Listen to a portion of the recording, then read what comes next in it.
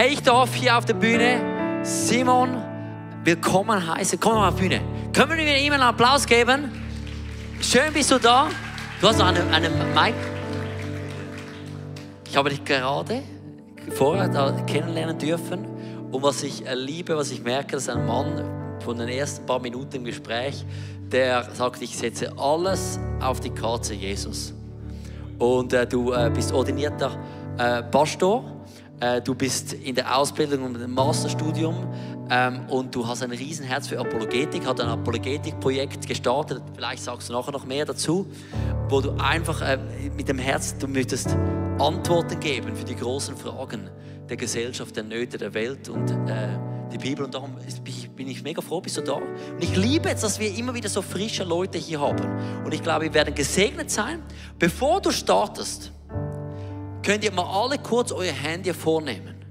Weil heute Abend ist nicht nur einfach er teacht, wir hören, sondern wir stellen Fragen. Und du zu Hause, genau gleich wie hier vor Ort.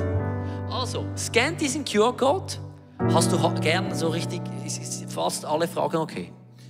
Fast alle Fragen, ja. Fast, vielleicht hast du nicht die Antwort. Ob ich sie beantworte, ist die andere Frage, aber stellt die Fragen. Heute ist ja auch noch mit vorne. Sehr gut. Heute stellen wir alle harte Fragen. Also während der ganzen Session heute, es wird eine Pause noch geben, aber während den ganzen Abend könnt ihr Fragen stellen. Dieser Link ist offen, ic.ch/ask. Und am Schluss werden wir eine Q&A-Session haben.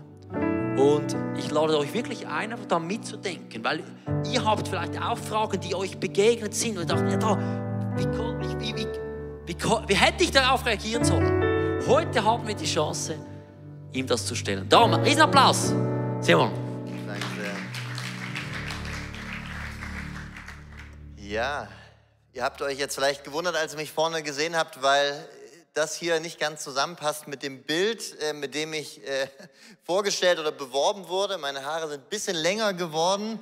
Ich habe das Gefühl, Jesus ähnlicher geworden zu sein, aber ich hoffe, das tun wir nicht nur durch unsere Haare, sondern die kommt es gar nicht so an auf andere Wege. Ja, ich wurde ja schon vorgestellt. Ich heiße Simon Garecht, komme aus Stuttgart, lebe dort mit meiner Frau Lydia, bin Pastor, bin Apologet.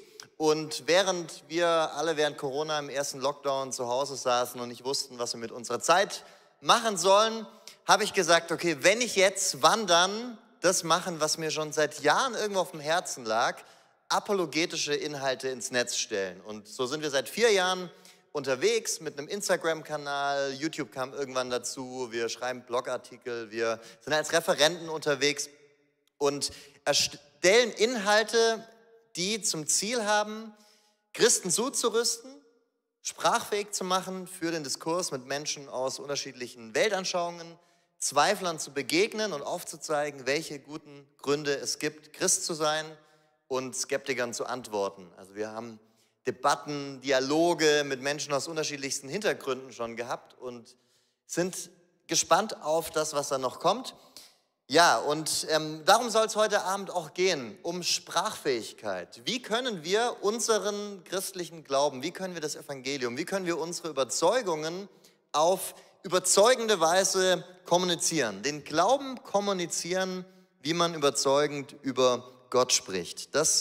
Darum soll es heute Abend gehen. Wie können wir die Wahrheit, die Schönheit, die Relevanz, die Plausibilität des christlichen Glaubens an andere Menschen weitergeben?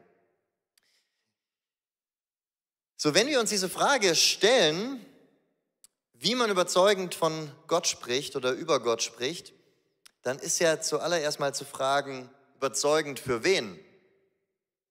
Denn Menschen ticken sehr unterschiedlich und was für dich überzeugend ist, ist vielleicht für den anderen nicht überzeugend.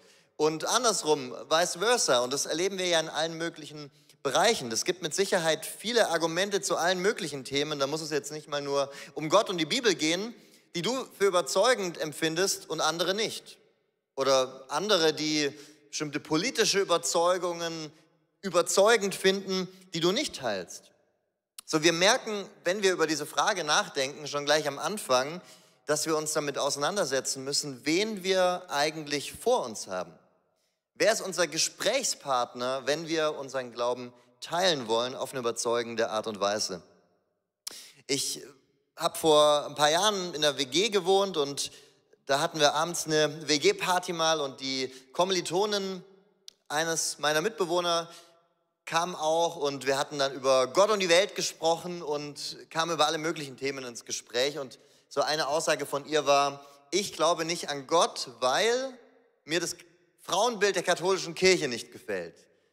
Okay, also erstens könnte ich dir ganz viele Bibelstellen nennen, weshalb ich glaube, dass die Bibel ein sehr positives Frauenbild hat. Aber zweitens, selbst wenn Gott ein Sexist und unsympathisch wäre, würde das doch erstmal nichts an der Frage ändern, ob er existiert oder nicht. Die Frage wäre, ob er dir gefällt, ob du ihn sympathisch findest, ob du ihn anbetungswürdig findest, aber seine Existenz wird doch nicht davon berührt. Und ihre Antwort war: Ja, aber warum sollte ich etwas glauben, das mir nicht gefällt? Für sie war völlig selbstverständlich: Ich glaube etwas, wenn es mir gut tut, wenn es mir gefällt, wenn ich es schön finde. Aber die Frage der Faktizität war für sie gar nicht so ganz das Entscheidende. Typisch postmodernes Denken, könnte man jetzt sagen. Um das mal einer anderen Person gegenüber zu halten: Ein Kumpel von mir, der damals noch Muslim war, mittlerweile ist er tatsächlich Christ und auf dem Weg zur Taufe, hatte aber in diesem ganzen Prozess schon auch so interessante Ansichten. Ich kann mich noch erinnern, wir waren im Burger-Restaurant und zwei christliche Freunde von mir saßen mit ihm da und haben ihn mit auch kritischen Fragen gelöchert. Und unter anderem, okay, steil hier gleich in den ersten 5 Minuten des Inputs mit so Themen anzukommen, aber unter anderem auch mit der Ehe von dem islamischen Propheten Mohammed mit seiner Ehefrau Aisha, die 6 Jahre alt war, laut authentischen islamischen Quellen, als er sie geheiratet hat. Und er sagte: Ja, und jetzt? Was ist das Problem? Was ändert es denn an der Frage, ob der Islam wahr ist? Mein Opa hat meine Oma geheiratet, da war er 14. Das kannst du jetzt schön finden, das kannst du nicht schön finden. Entscheidend ist, was ist die Wahrheit und nicht, ob dir das gefällt oder nicht. So unterschiedlich sind die Menschen, mit denen wir über den Glauben sprechen. So unterschiedlich gehen Menschen daran. Und ich glaube, es ist ganz gesund, wenn wir uns irgendwo in der Mitte zwischen den beiden finden, dass wir merken, okay, also es kann ja nicht irgendwie nur um kalte, harte Fakten gehen und es kann ja nicht irgendwo nur darum gehen, was finde ich schön, was finde ich ansprechend. Aber das ist so die volle Bandbreite unserer Gesellschaft. Wir sind umgeben mit Menschen, die sind nicht nur atheistisch, sondern antitheistisch, religionskritisch unterwegs. Das viele andere, die sind gleichgültig, agnostisch, vielleicht gibt es einen Gott, vielleicht nicht, ist mir eigentlich egal. Was ändert's? Das andere, die sind eher esoterisch angehaucht. Das andere, die würden sagen, Wahrheit gibt es doch gar nicht. Und wenn, dann können wir sie mit unserer Vernunft nicht verstehen. Und andere, die sagen, es gibt eine Wahrheit, nämlich die meiner bestimmten Weltanschauung. So bunt, so breit ist unsere Gesellschaft, ist unsere Welt. Darum hat es zum Beispiel ein Missionar, der in den Anden oder auf Papua-Neuguinea unterwegs ist, in gewisser Weise einfacher als wir, die wir in der Schweiz, in Österreich, in Deutschland Menschen mit dem Evangelium erreichen wollen. Denn der Missionar in den Anden, der kann sich auf eine Kultur ausrichten. Der kann sich auf eine Glaubensrichtung einstellen, auf gemeinsame Traditionen und Sichtweisen der Menschen, die er vor sich hat. Und wir haben Menschen vor uns und auch vielleicht hier heute Abend drin und ganz sicher hinter der Kamera, hinter dem Bildschirm, mit ganz unterschiedlichen Hintergründen, mit ganz unterschiedlichen Weltanschauungen, mit ganz unterschiedlichen Kulturen, familiären Prägungen und so weiter. Und das macht die Weitergabe unseres Glaubens manchmal deutlich anspruchsvoller. Die Frage ist das schlecht? Ist das ein Nachteil? Und die gute Neuigkeit ist, in genau so einem Umfeld hat sich das Evangelium ausgebreitet. In genau so einem Umfeld ist die frühe Kirche entstanden und hat die ganze Welt auf den Kopf gestellt. Für die ersten Christen war es Alltag, was ich gerade hier beschrieben habe, nämlich auf die verschiedensten Menschengruppen zu stoßen, auf Menschen aus Mysterienkulten, auf Menschen, die die Götter schon so wieder abgelegt haben, die griechischen und so sich Philosophenschulen zugewandt haben, andere, die einen sehr starken Götterglauben hatten verschiedene jüdische Gruppierungen und so weiter. Und auch die Kirche setzte sich zusammen aus Menschen mit den unterschiedlichsten Hintergründen. Also unsere pluralistische Gesellschaft entspricht sehr stark der Lebensrealität, die auch die ersten Christen hatten. Und dieser Pluralismus war kein Hinderungsgrund für die Ausbreitung des Evangeliums. Und ist es auch heute nicht. Amen. Und wir wollen heute mal gemeinsam einen Blick in die Apostelgeschichte werfen, denn dieses Buch beschreibt die Geschichte der frühen Kirche und beschreibt, wie sich das Evangelium in einem so pluralistischen, bunten, breiten Kontext ausgebreitet hat. Und dazu wollen wir mal in Apostelgeschichte Kapitel 17 reingehen und uns anschauen, wie der Apostel Paulus mit zwei verschiedenen Menschengruppen spricht und dieselbe Botschaft auf eine sehr andere Weise an die Menschen weitergibt. Und dazu gehen wir mal in Apostelgeschichte 17, Vers 1 bis 4. Dort lesen wir: Über Amphipolis und Apollonia kamen Paulus und Silas nach Thessalonich. Dort gab es eine jüdische Gemeinde. Wie gewohnt ging Paulus als erstes in ihre Synagoge. An 3 aufeinanderfolgenden Sabbaten redete er mit den Versammelten. Auf Grundlage der Heiligen Schriften öffnete er ihnen das Verständnis für den Messias. Nach Gottes Plan würde der Messias nämlich leiden und dann wieder vom Tod auferstehen. Und dieser Jesus, von dem ich jetzt zu euch spreche, ist der Messias, sagte Paulus. Einige seiner jüdischen Zuhörer ließen sich überzeugen und schlossen sich Paulus und Silas an. Dazu kam eine große Zahl von Griechen, die an den Gott Israels glaubten, unter ihnen eine ganze Reihe prominenter Frauen. Okay, also wer ist hier die Zielgruppe von Paulus? Er spricht hier mit ethnischen und gläubigen Juden. So, warum betone ich hier ethnisch und gläubig? Weil wir manchmal unterschätzen, wie sehr auch die Juden zur Zeit von Jesus von griechischem Denken geprägt waren. Wie viele eben sich sehr stark identifiziert haben, das sehen wir auch an den Namen im Neuen Testament und vielen anderen Aspekten, mit den verschiedenen Ideologien und Denkweisen ihrer Zeit und gar nicht mehr so total verankert waren in ihrem jüdischen Glauben. Aber diese Leute hier, die er in der Synagoge antrifft, waren Menschen, die waren nicht nur ethnische Juden, womit eine kulturelle Identität verbunden war, eine Geschichte, die Paulus mit ihnen gemeinsam teilte, gemeinsame Traditionen, gemeinsame Feste, sondern auch ein Glaube, der ihr Leben stark geprägt hat, so stark geprägt hat, dass sie regelmäßig tatsächlich auch in die Synagoge gegangen sind. So wie du auch heute bei religiösen Menschen ganz unterschiedliche Leute triffst, von welchen, die einen sehr liberalen Lifestyle haben und das verbinden mit ihrem islamischen Glauben und andere, die eine sehr konservative Ausprägung haben. Aber Muslim ist nicht gleich Muslim, Christ ist nicht gleich Christ, Jeside ist nicht gleich Jeside, Atheist ist nicht gleich Atheist. Also hier sehen wir, wie wir eine Gruppe aber vor uns haben, die Paulus adressiert, die ihren Glauben ernst nimmt, die eine starke Identifikation mit ihm hat. Und es sind auch Menschen, die sind dem Judentum zugewandt, ohne selber ethnische Juden zu sein. Also Menschen, die jetzt nicht die kulturelle Identität und gemeinsame Geschichte teilten, wie Paulus mit den anderen beisitzenden Juden, aber die sich diesem jüdischen Glauben irgendwo connected gefühlt haben, die gemerkt haben, dieser Ein-Gott-Glaube, der ist plausibler als ein Vielgötterglaube. Die angezogen waren, davon an einen Gott zu glauben, der sich für uns interessiert, der durch Propheten sich uns mitteilt, der zu uns spricht.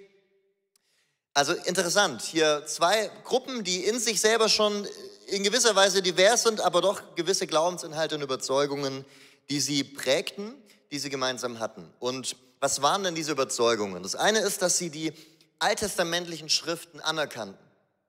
Dass sie, so wie Paulus, so wie die ersten Christen sagten, hey, die 39 Bücher des Alten Testaments, die sind von Gott. Das sind autoritative Schriften von Gott. Das war eine gemeinsame Grundlage, die Paulus mit ihnen hatte. Und es ist eine sehr wichtige Schnittmenge und ein sehr wichtiger Anknüpfungspunkt. Denn es macht nur dann Sinn, anhand der Bibel zu argumentieren, wenn ein Gegenüber auch die Bibel anerkennt. So, ich bin vorher hier durch Zürich gelaufen mit einem Kumpel, der nicht so im Glauben unterwegs ist, und wir kamen an so einer Doomsday-Preacherin vorbei, die die Bibel hochhält und Ich dachte mir so, okay, eigentlich wollte ich noch ein cooles Gespräch mit ihm über den Glauben haben. Jetzt kommen wir hier in Zürich an und dann direkt hier die Leute, die mit der Bibel die Leute verkloppen wollen. Es macht dann Sinn, mit Menschen über die Bibel ins Gespräch zu gehen, wenn sie die auch als gemeinsame Grundlage mit dir teilen. Das war hier der Fall. Das wäre heute bei uns vielleicht der Fall mit Zeugen Jehovas, mit Mormonen, mit Menschen aus unterschiedlichen Gruppierungen, die jetzt vielleicht nicht dem traditionellen Christentum zugehörig sind, aber die Bibel als gemeinsame Grundlage teilen. So, das haben wir hier. Was wir auch haben, ist der Glaube an einen Messias. Das glaubte Paulus, das glaubten die frühen Christen. Sie haben an Jesus als Messias geglaubt. Jesus Christus. Christus ist nicht der Nachname von Jesus, sondern Christus ist die griechische Übersetzung von Messias. Also, falls du nur eine Sache heute Abend gelernt hast, dann, dass bei Jesus nicht Christus auf dem Namensschild stand, sondern das war ein Titel. Er ist der Messias. Und diese Juden und diese sich dem Judentum zugehörigen Nichtjuden, zugehörig fühlenden Nichtjuden, die glaubten an das Konzept eines Messias, das wir im Alten Testament immer wieder finden, dass Gott einen Retter senden wird für das Volk, der sie befreien wird, der sie rausholen wird aus der Knechtschaft, der das Reich Gottes errichten wird. Sie haben da mit Sicherheit was anderes drunter verstanden, als Paulus ihnen predigte, aber sie hatten diese gemeinsame Schnittmenge. Und nicht nur der Glaube an den Messias, sondern auch die Hoffnung auf einen Messias. Und jetzt kommt Paulus hier rein und er sagt, hey, dieser Messias, von dem ihr glaubt, dass er kommen wird, den predige ich euch. Also er sucht die gemeinsame Grundlage, er sucht die gemeinsame Schnittmenge und er baut seine Brücke zu dem, was er sagen möchte. Jetzt lasst mich euch zeigen, warum er diese Person ist. So, welche Wege geht Paulus hier und welche Themen wählt er, um diese Menschen zu erreichen? Das Erste, was wir sehen, ist, er nutzt die offene Tür, in der Synagoge sprechen zu dürfen. Das ist schon mutig, weil er bewegt sich auf einem anderen Terrain. Also wenn ich heute Abend hier in der Kirche spreche, ich gehe jetzt nicht von aus, dass Eier fliegen werden, aber Paulus, er stellt sich hier in eine Synagoge rein und predigt da von Jesus. Ich weiß nicht, was das Äquivalent dazu wäre, aber das ist schon, das Äquivalent wäre, heute steht jemand in der Synagoge und predigt von Jesus. Ist vielleicht historisch natürlich was anderes, weil Paulus war selber Jude, die frühe christliche Bewegung war erstmal jüdisch, aber es ist doch was anderes, als in seiner Kirche eine Predigt zu halten. Das heißt, er geht aktiv auf Menschen zu, er hat keine Berührungsängste und er wartet nicht darauf, dass ihn jemand anspricht, sondern er zieht einfach los und macht.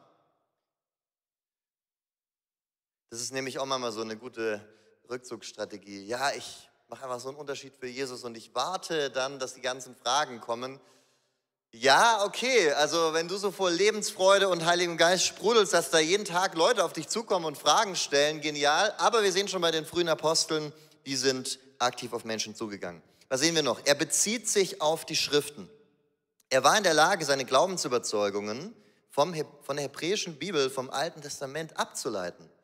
Er war in der Lage zu sagen, ich glaube XYZ wegen Bibelstelle XYZ.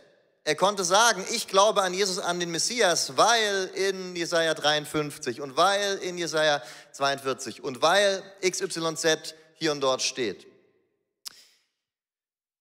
Und auf dieser gemeinsamen Grundlage baut er auf und beruft sich auf die. Positive Challenge an uns. Lasst uns unsere Bibel lesen, denn dann sind wir automatisch sprachfähig. Du musst nicht der Experte in jeder Weltanschauung sein, die es gibt, aber wenn du deine gut kennst, dann bist du automatisch sprachfähig. Dann bist du automatisch in der Lage, Antworten zu geben auf die Fragen, die Menschen stellen, nach dem Sinn des Lebens, nach dem Leid in der Welt, weil du weißt, was das Wort Gottes dazu zu sagen hat und es weitergeben kannst. Wenn du deine Bibel kennst, dann kannst du auf Einwände antworten, die aus einem falschen Verständnis der Bibel heraus resultieren. Ja, ihr Christen, das nehmt ihr jetzt wörtlich, aber wenn es dann um Bartstutzen geht, dann nicht mehr ganz so. Aber wenn du weißt, hey, Moment mal, alter Bund, neuer Bund, Jesus kommt und bringt den neuen Bund und deswegen beschneiden wir uns nicht mehr und können wir alle möglichen Fisch- und Fleischsorten essen und müssen unseren Bart nicht stutzen und können Mischgewebe tragen, dann kannst du auf diesen Einwand antworten. Da musst du gar nicht irgendeine andere Weltanschauung untersuchen, du musst einfach deine eigene kennen. wenn Fragen kommen zur Gottheit Jesu, zur Dreieinigkeit und so weiter, wenn du nicht nur die ganzen Beispiele kennst, mit denen man die Dreieinigkeit veranschaulicht, die Sonne und das Wasser und so weiter, wir kennen die Bilder, sondern die Bibelstellen selber drauf hast, dann bist du automatisch sprachfähig. Also sei in einer Bibel zu Hause, lasst uns in unserer Bibel zu Hause sein, das ist mehr als nur die halbe Miete. Und dann sehen wir, er argumentiert anhand der Schriften. So der Begriff hier, dielesato, meine griechische Frau, die würde mir jetzt hier für meine schlechte Aussprache was heißen, aber das bedeutet so viel wie zu argumentieren, zu diskutieren. Der Begriff, der wurde auch verwendet, um die Dialoge unter Philosophen zu beschreiben oder Diskussionen innerhalb des Judentums oder Diskussionen zwischen Juden und heidnischen Philosophen. Er diskutierte. Er geht in Bibelstellen rein, zeigt anhand von Bibelstelle XYZ auf, hier steht's, so ist es. Hier wurde Jesus vorher prophezeit und kann argumentieren. Er gibt seinen Glauben nicht nur zeugnishaft weiter. Er sagt nicht, ich will niemanden überzeugen, ich will einfach nur ein Zeuge für Jesus sein. Er will die Menschen überzeugen. Er versucht aktiv biblische Argumente zu bringen. Manchmal muss man eine Apologetik für die Apologetik machen. So geht es mir oft, nämlich gegenüber Christen, die sagen, Argumente bringen A sowieso nichts und B ist es auch irgendwie ungeistlich. Also das ist nicht so der Jesusweg. Wir wollen doch Menschen in das Reich Gottes hinein lieben und nicht hinein argumentieren. Warum denn nicht eigentlich durch Liebe oder mit Liebe die Menschen rein argumentieren nicht, aber da kein Entweder-Oder sehen, sondern ein Sowohl als auch. Die Frage ist immer, wie geschieht es? Will ich besserwisserisch auftreten oder will ich dem Menschen mit Respekt begegnen, eine Brücke bauen, ihn verstehen, ihn ernst nehmen, ihn respektieren und durch meinen Charakter auch überzeugen? Und was sehen wir aber in Vers 4? Menschen ließen sich überzeugen. Argumente haben mindestens bei diesen Leuten hier was gebracht. Also wenn du sagst, Argumente haben seitdem nie wieder irgendjemanden von Jesus überzeugt, diese Gruppe hier, die hat es überzeugt. Menschen lassen sich durch Argumente überzeugen. Und das sehen wir in der Apostelgeschichte an verschiedenen Stellen. In 18:28, in 19:8, in 28:24 und so weiter. Wir finden verschiedene Stellen, wo Menschen sich wirklich überzeugen ließen. Oftmals wird der falsche Rückschluss gezogen, dass, weil man selber ja nicht wegen Argumenten zum Glauben gekommen ist, die einfach nicht entscheidend oder relevant sind. Aber wenn dir das so geht, du bist nicht der Maßstab. Du hast deine Geschichte mit Gott. Und deine Geschichte mit Gott ist deine Geschichte mit Gott. Die Geschichte deines Sohnes, die Geschichte deines Arbeitskollegen, die Geschichte deines Kumpels kann vielleicht ganz anders aussehen. Und wichtig ist auch zu sehen, oftmals ist es ja ein Mix aus verschiedenen Elementen, die ineinander spielen. Ich persönlich bin jetzt auch nicht aufgrund der Auswertung der historischen Argumente für die Auferstehung Jesu zum Glauben gekommen. Aber faktische Argumente haben bei mir persönlich auch eine Rolle gespielt. Vielleicht kennt ihr dieses neben vielen anderen, wie Christen, die mit ihrem Leben einen Unterschied gemacht haben und die Botschaft selber, die in mir aufgegangen ist, Gottesbegegnungen, die ich hatte. Aber es ist oft so ein Mix aus vielem. Vielleicht kennt ihr das Buch von Nabil Qureshi, Allah gesucht, Jesus gefunden, großartiges Buch. In dem berichtet er, wie er durch Argumente für den christlichen Glauben, Argumente gegen den Islam, dem er angehört hat, durch Träume, die er hatte, in denen Jesus ihm begegnet ist und durch das Lebenszeugnis von Christen am Ende gesagt hat, diesem Jesus will ich nachfolgen. Lass uns diese Dinge nicht gegeneinander ausspielen. Es ist kein Entweder-Oder, es ist ein Sowohl als auch. Aber was wir auch sehen, es ließen sich einige, nicht alle überzeugen. Wir sollten uns der Grenzen von Argumenten bewusst sein. Ich habe heute Abend auch nicht in der Q&A-Session den argumentativen Dietrich-Schlüssel dabei für jedes Herz und für jeden Kopf, den du verwenden kannst. Und damit wird jeder Mensch automatisch am Ende sagen, ja logisch, werde ich Christ, geht ja gar nicht anders. Ich finde es in diesem Fall hier sehr bedeutsam. Denn wir glauben, das ist jetzt mal unsere Grundlage, unsere Denkvoraussetzung, die wir als Christen teilen, dass Paulus hier, inspiriert vom Heiligen Geist, richtige Argumente gebracht hat. Denn er hat die richtigen Querverbindungen von Altem und Neuem Testament gebracht. Er hat aufgezeigt, wo Jesus im Alten Testament verheißen worden ist. Und wir gehen mal davon aus, weil er war inspiriert vom Heiligen Geist, dass er da richtig gelegen ist, dass diese Argumente wahr waren, richtig waren. Und trotzdem haben sich nicht alle überzeugen lassen. Das gibt mir auch so, und es darf dir das auch geben, so eine Entlastung zu wissen, hey, selbst wenn ein Argument richtig ist, selbst wenn ein Argument gut ist, selbst wenn es faktisch richtig ist, in sich logisch konsistent, werden sich nicht alle überzeugen lassen. Aber es werden sich auch nicht alle Menschen wegen einer Gebetserhörung dazu aufwinden, zu sagen, ich folge Jesus nach. Jesus hat 10 Menschen geheilt, 9 ziehen weiter, einer kommt zurück. Wollen wir aufhören, für kranke Menschen deswegen zu beten? Jesus hat so viele Menschen mit Liebe überschüttet und trotzdem haben sich nicht nur Menschen von ihm abgewendet, sondern auch ganz viele gar nicht erst sich ihm zugewendet. Glauben wir deswegen, dass gelebte Nächstenliebe deswegen egal ist? Nein, alles das sind Wege, wie der Heilige Geist an Menschen zieht. Argumente, Wunder, gelebte Nächstenliebe. Es ist kein Entweder-Oder, sondern ein Sowohl als auch. Was wir hier auch sehen ist, sie wurden Teil der Kirche. Also sie haben nicht nur eine intellektuelle Übereinstimmung mit dem, was Paulus ihnen hier vermittelt, gewonnen, sondern sie haben gesagt, ich bin Teil von Team Jesus. Ich werde Teil der Kirche. Ich schließe mich dieser christlichen Gemeinschaft an. Ich bin mit on board.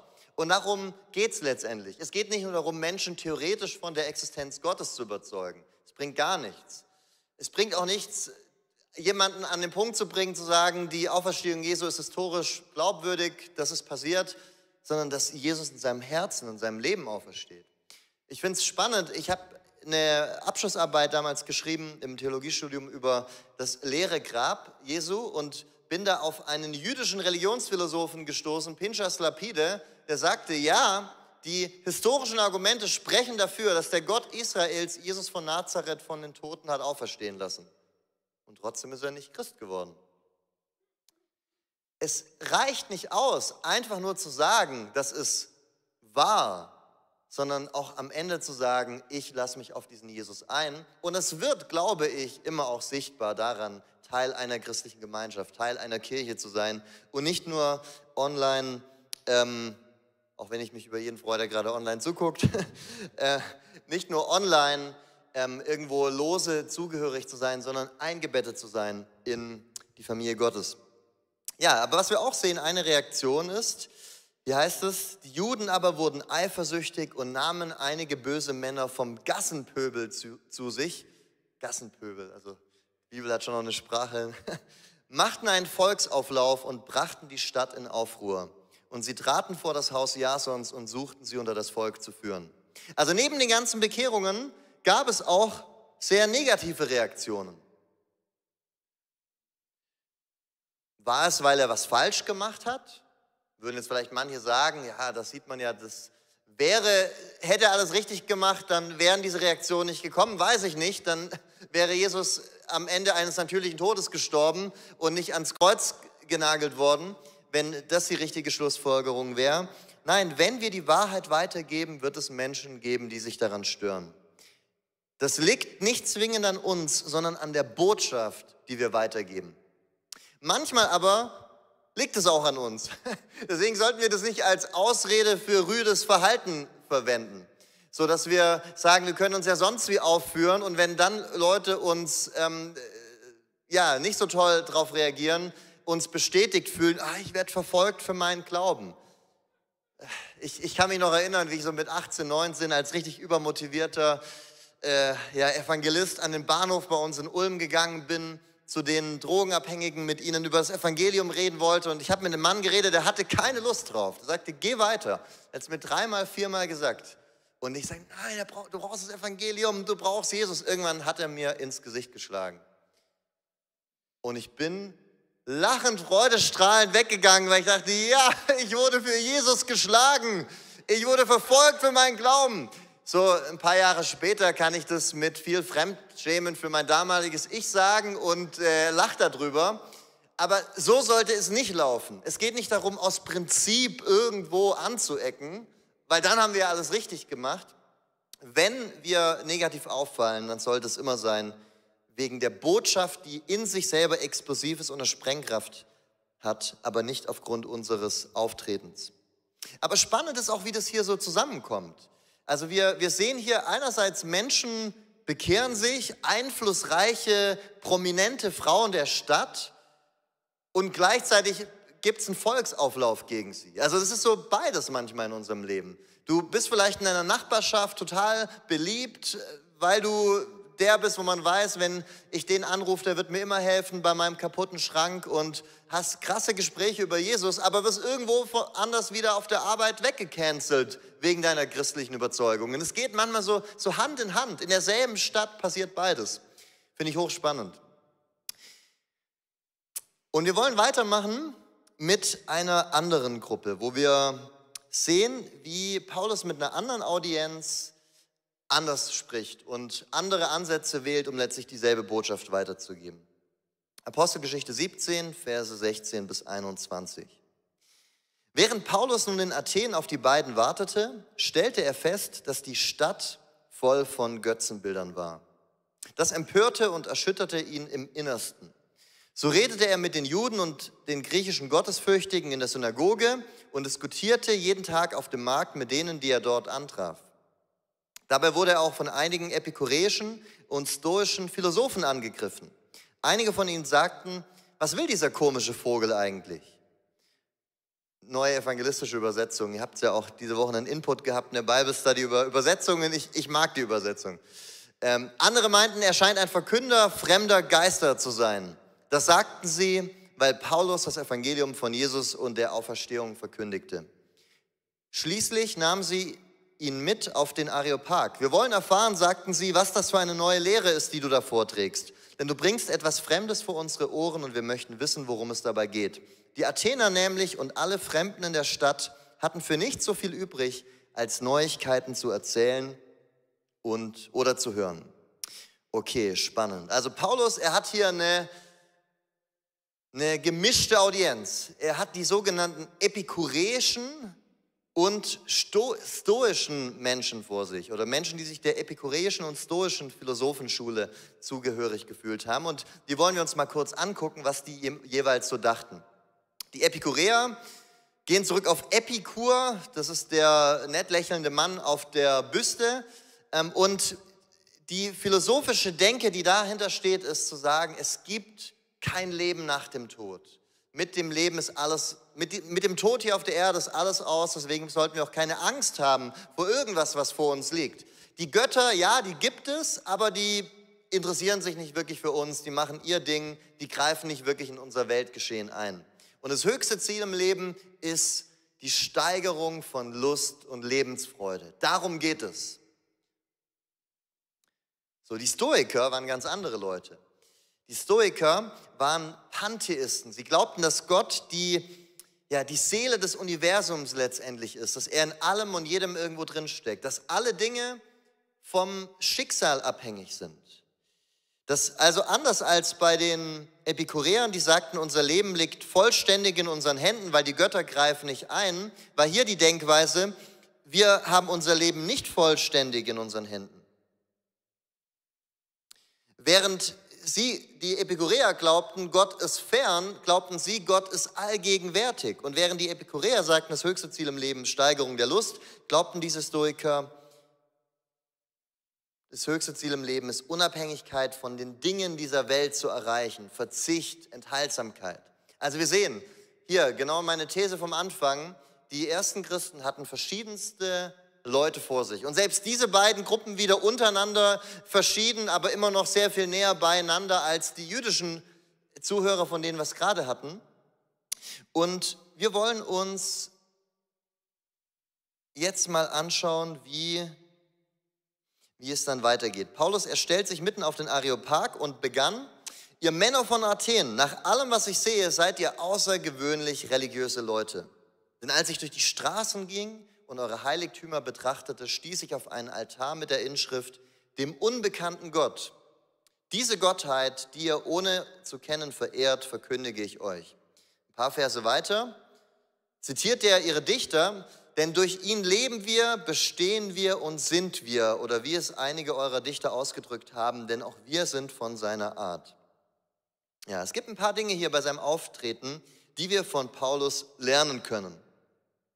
Das erste ist, er benutzt einen kreativen Aufhänger. Er läuft da durch die Stadt, er sieht die ganzen Götzenbilder und dann gibt es da eins für den Fall, dass bei den ganzen vielen Göttern, an die die Athener geglaubt haben, sie einen vergessen haben, sie für alle Fälle mal einen Altar für den noch errichten. Und jetzt kommt er und sagt, diesen Gott, den predige ich euch. So, er glaubt ja nicht wirklich, dass der Gott der Bibel ein Gott im größeren Götterpantheon ist, den er ihnen jetzt vermittelt. Aber er benutzt diese natürliche Schnittstelle und benutzt einen kreativen Aufhänger. Ich kann mich erinnern an eine Veranstaltung, wo ich mit einem richtig kreativen Evangelisten unterwegs war, der dorthin gegangen ist, in das Veranstaltungsteam Teil von dem wurde. Und das war so eine, wie die Love Parade, aber so, ja, ich kann den Namen jetzt hier nicht sagen, die heißt F-Parade, dann wisst ihr genau Bescheid. Die F-Parade, eigentlich F-te Love Parade. Und er hat gesagt, wir mieten da einen Sixt-Wagen und machen da einen fetten Banner, Crack Kills, Jesus Saves, den wir da mitlaufen lassen und sind dann mit dabei, verteilen Traktate und so weiter. Der wurde letztlich, um eine politische Rede zu halten, vom Leitungsgremium hingestellt, um da was an die Leute weiterzugeben und hat dann angefangen, da ging es um Freiräume für jugendliche Subkulturen und beginnt dann so, auch so, ich bin irgendwas zwischen stinksauer und total wütend, was auch immer das heißt, wenn ich darüber nachdenke, wie jugendliche Subkulturen bei uns unterdrückt werden. Aber ich will euch was sagen, es gibt einen, der sieht dich und der schenkt dir Freiheit und der schenkt dir Freiraum und das ist Jesus und so weiter. Ja, so in etwa stelle ich mir die langen Haare, ich muss mich erstmal dran gewöhnen, dass die Haare einem ins Gesicht kommen können, so in etwa müssen wir uns das vorstellen bei Paulus, so stelle ich mir das vor. Was wir auch sehen ist, er erkennt ihr religiöses Bemühen an. Er lobt ihren religiösen Eifer und er hebt es positiv hervor. Er kommt nicht von vornherein mit dieser Haltung, ihr Götzendiener, was ihr macht, ist alles falsch. Er erkennt es an, er lobt sie.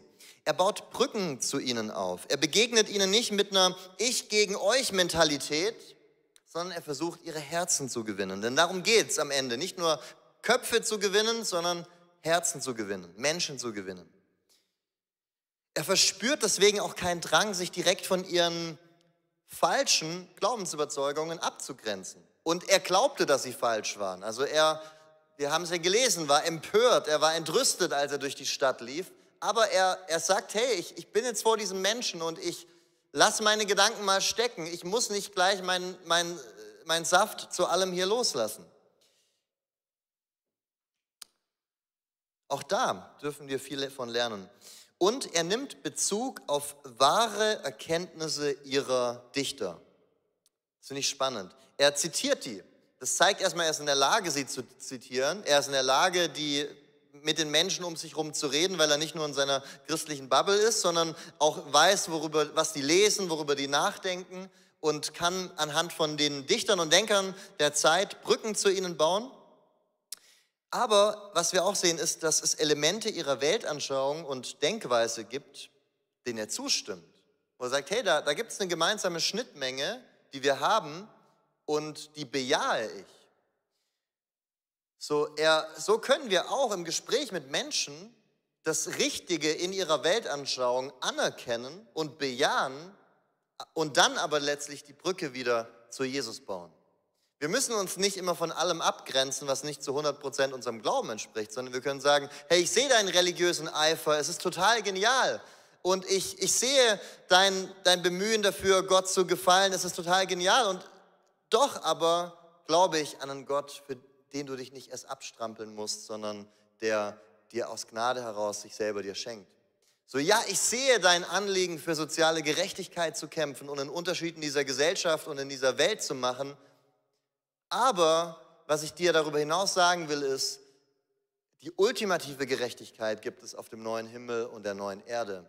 Und so dürfen wir uns einreihen, vielleicht in derselben Demo mit jemandem, der für eine grüne Welt demonstriert, und bejahen, es ist gut, dafür zu kämpfen und sich einzusetzen, solange wir es nicht zu unserem Götzen machen, und gleichzeitig aber wissen, hey, bis Jesus wiederkommt, werden wir niemals in der perfekten Utopie leben. Also wir können gemeinsame Schnittstellen anerkennen, bejahen, lobend hervorheben, oder was heißt lobend hervorheben, aber uns dazu stellen und gleichzeitig aber an der wichtigen Stelle uns auch abgrenzen.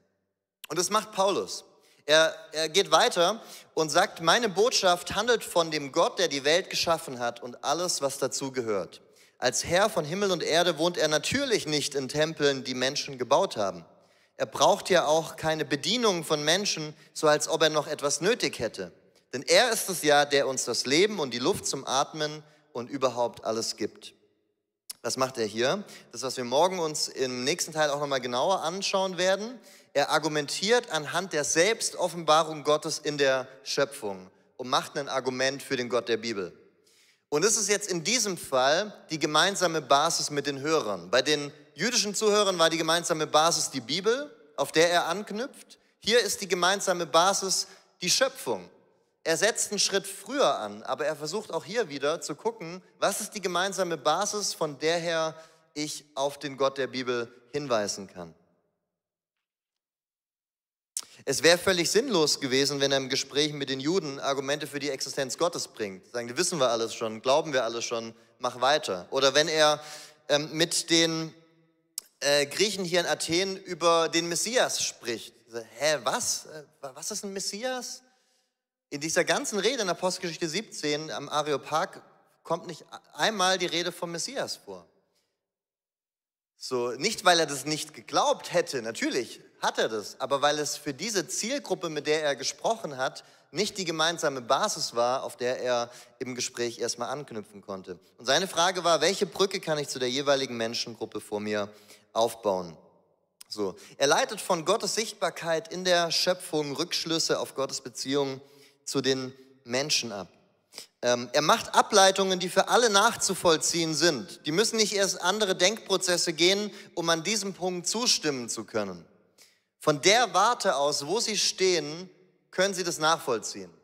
Finde ich auch interessant. Ich will Menschen nahelegen, dass sie nach einer Begegnung mit Gott sich ausstrecken sollen. Aber ich glaube nicht, erst dann, wenn sie die hatten, haben sie einen Grund, an Gott zu glauben. Sondern an dem Punkt, wo sie jetzt schon hier und heute stehen, gibt es eine gemeinsame Basis, auf die ich mich stellen kann, von der aus ich eine Pfeilspitze auf Gott machen kann. Und hier sehen wir aber auch, die Betonung der Gemeinsamkeiten führt nicht zu einer Kompromittierung mit der biblischen Wahrheit oder mit der Klarheit seiner Verkündigung. Also, dass er anerkennt, hey, es gibt Dinge in eurer Weltanschauung, in eurer Kultur, die sind richtig und gut und denen stimme ich zu, heißt nicht, dass er deswegen auch die wichtigen Unterschiede negiert.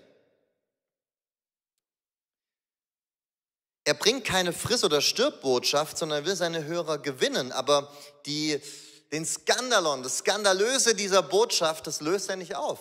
Er sagt, hey, Gott wohnt nicht in Tempeln, die mit Menschenhänden gemacht sind.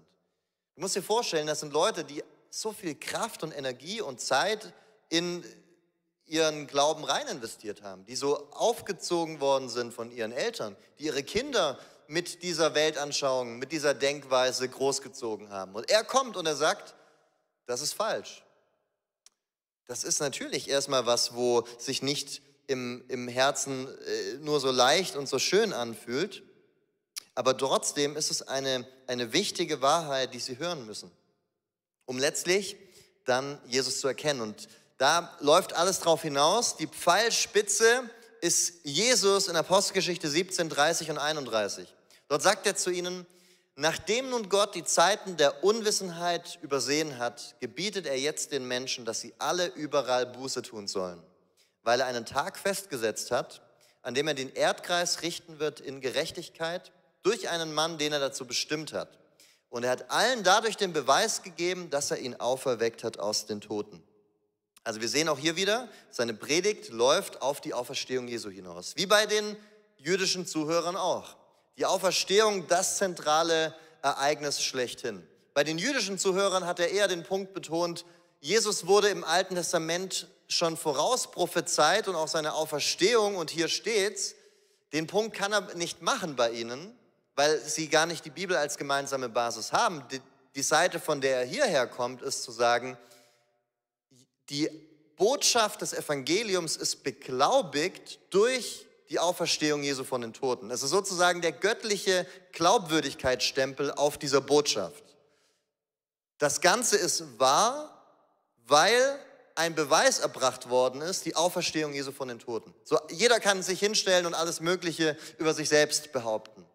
Es gibt einen südkoreanischen Sektenführer, über den wir Aufklärungsarbeit mit unserem Projekt betreiben, der sagt, ich bin das Wort Gottes. Ich bin der verheißene Hirte der Endzeit. Ich bin die wichtigste Person des Neuen Testamentes. Man Hee Lee heißt der, von dieser Shincheonji-Gruppe, die auch hier in Zürich sehr aktiv ist. Kann ja jeder sagen, kann ja jeder behaupten. Wir haben in Korea sehr interessante Leute interviewt, die sehr nah an dem Mann dran waren, also im Rahmen unserer Aufklärungsarbeit. Und da gibt es alle möglichen Rückfragen, die man da mal stellen könnte. Aber die Frage ist ja, neben all den verschiedenen Leuten wie Man Hee Lee, wie Joseph Smith, wie verschiedensten anderen Leuten in der Geschichte und Gegenwart, die solche Dinge über sich behaupten, was macht Jesus anders? Was ist der Unterschied, wenn Jesus von sich als das Wort Gottes spricht? In der Offenbarung wird er zumindest so genannt und im Johannes 1 von dem Autor Johannes. Was macht es für einen Unterschied, wenn Jesus von sich sagt, ich bin der Weg, die Wahrheit und das Leben? Warum sollten wir ihm glauben? Die Argumentation ist, weil er von den Toten auferstanden ist und damit ein göttlicher Glaubwürdigkeitsstempel auf seine Botschaft, auf seinem Leben erbracht ist.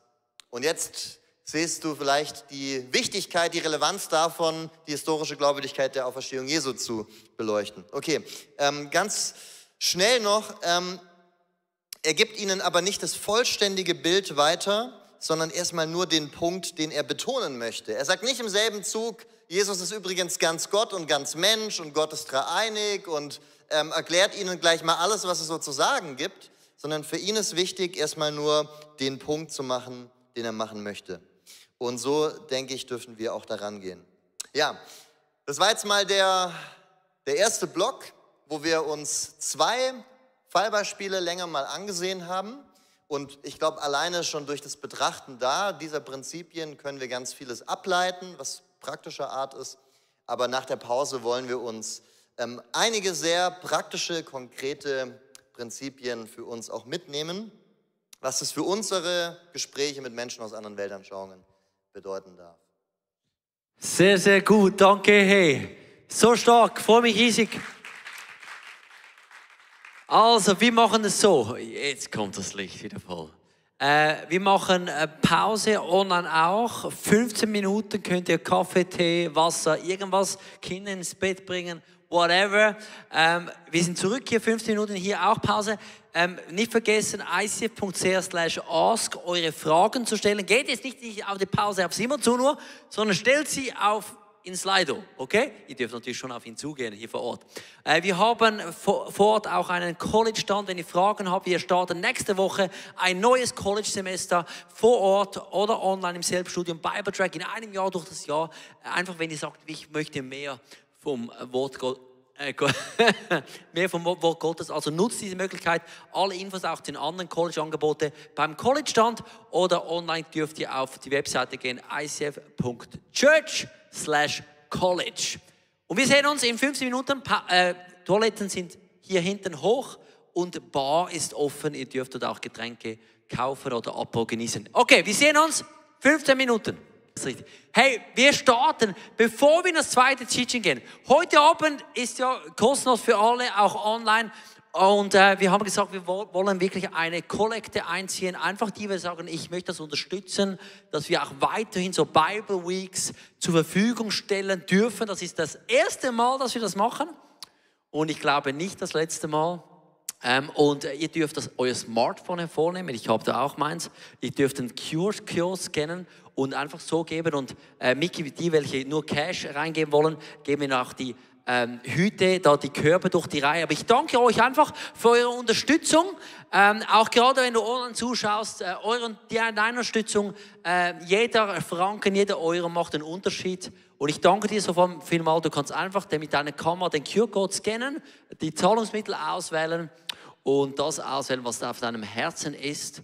Und einfach unterstützen, dass wir noch weiter einfach diese Teachings über das Wort Gottes, über Begründung unseres Glaubens weitergeben dürfen, wer auch immer es hören möchte.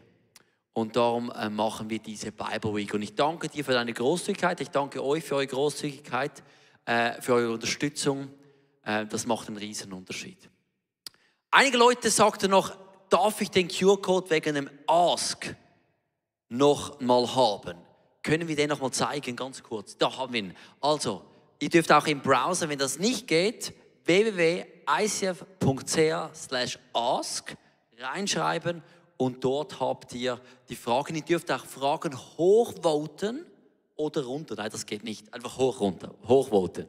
Und dann werde ich schauen, die ersten Fragen reinnehmen. Aber jetzt freue ich mich auf die zweite Teil. Sind wir gar recht. Gebt den Applaus. Schön, bist du da. Ich habe riesen Freude.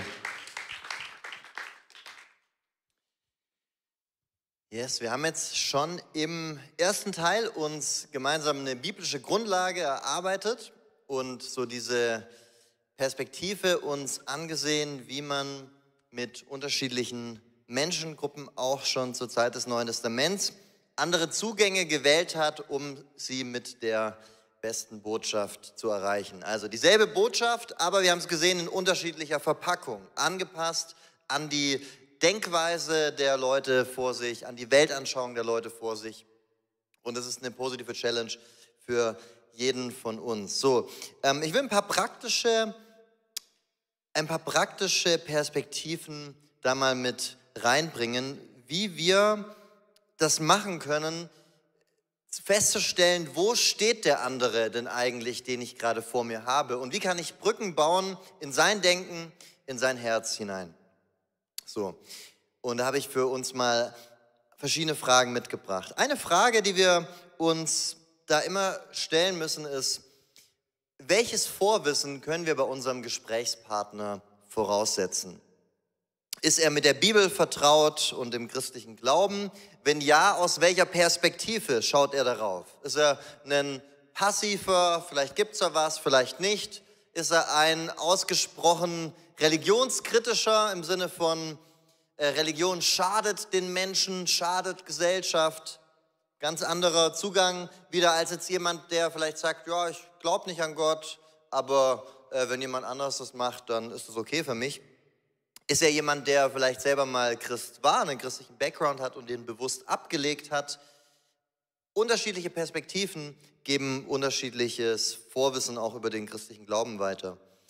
Vielleicht ist es so, dass er denkt, er wüsste ganz genau, was eigentlich in der Bibel steht, aber und lehnt es ab. Aber was er ablehnt, wäre gar nicht das, was du unbedingt damit in Verbindung bringen würdest. Was ich mega tragisch finde, wenn ich mich zum Beispiel mit Aussteigern aus Sekten auseinandersetze, ist, dass die oft denken, das, was sie da gelernt haben in dieser jeweiligen christlichen Sekte, wäre wirklich das, was die Bibel auch weitergibt, und das lehnen sie dann aber ab. Also dass da oft ist es so, Menschen legen etwas ab, was sie, würde ich sagen, falsch verstehen oder was ihnen auf eine falsche Weise vermittelt wurde.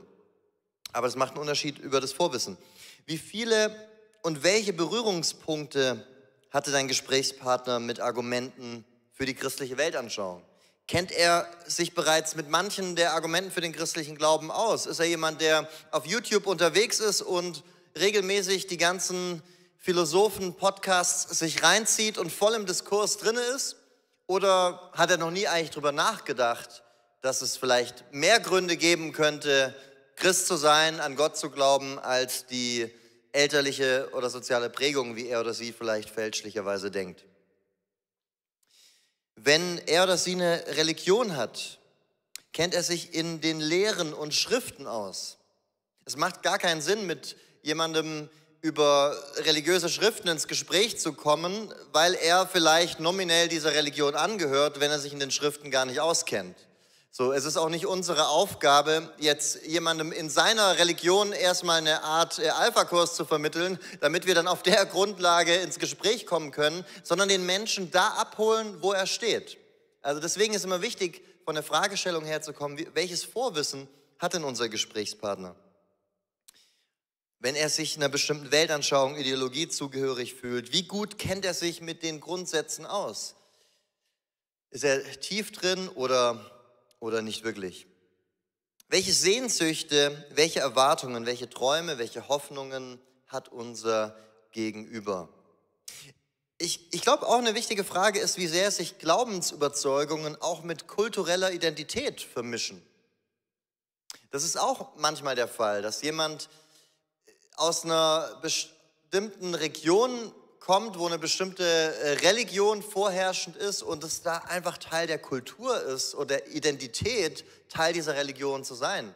Es ist für einen Jesiden beispielsweise viel mehr mit der Identität verflochten, als uns das als Westeuropäern manchmal bewusst ist, die wir vielleicht in einem Glauben groß geworden sind, wo man einmal im Jahr an Weihnachten hingegangen ist, in die Kirche, aber vielleicht gar nicht wirklich den Bezug zu hatte und dann irgendwann mal Jesus kennengelernt hat. Es ist was völlig anderes, wenn du einer Religionsgemeinschaft angehörst, die zum Beispiel um ihr Überleben kämpfen muss, oder wenn du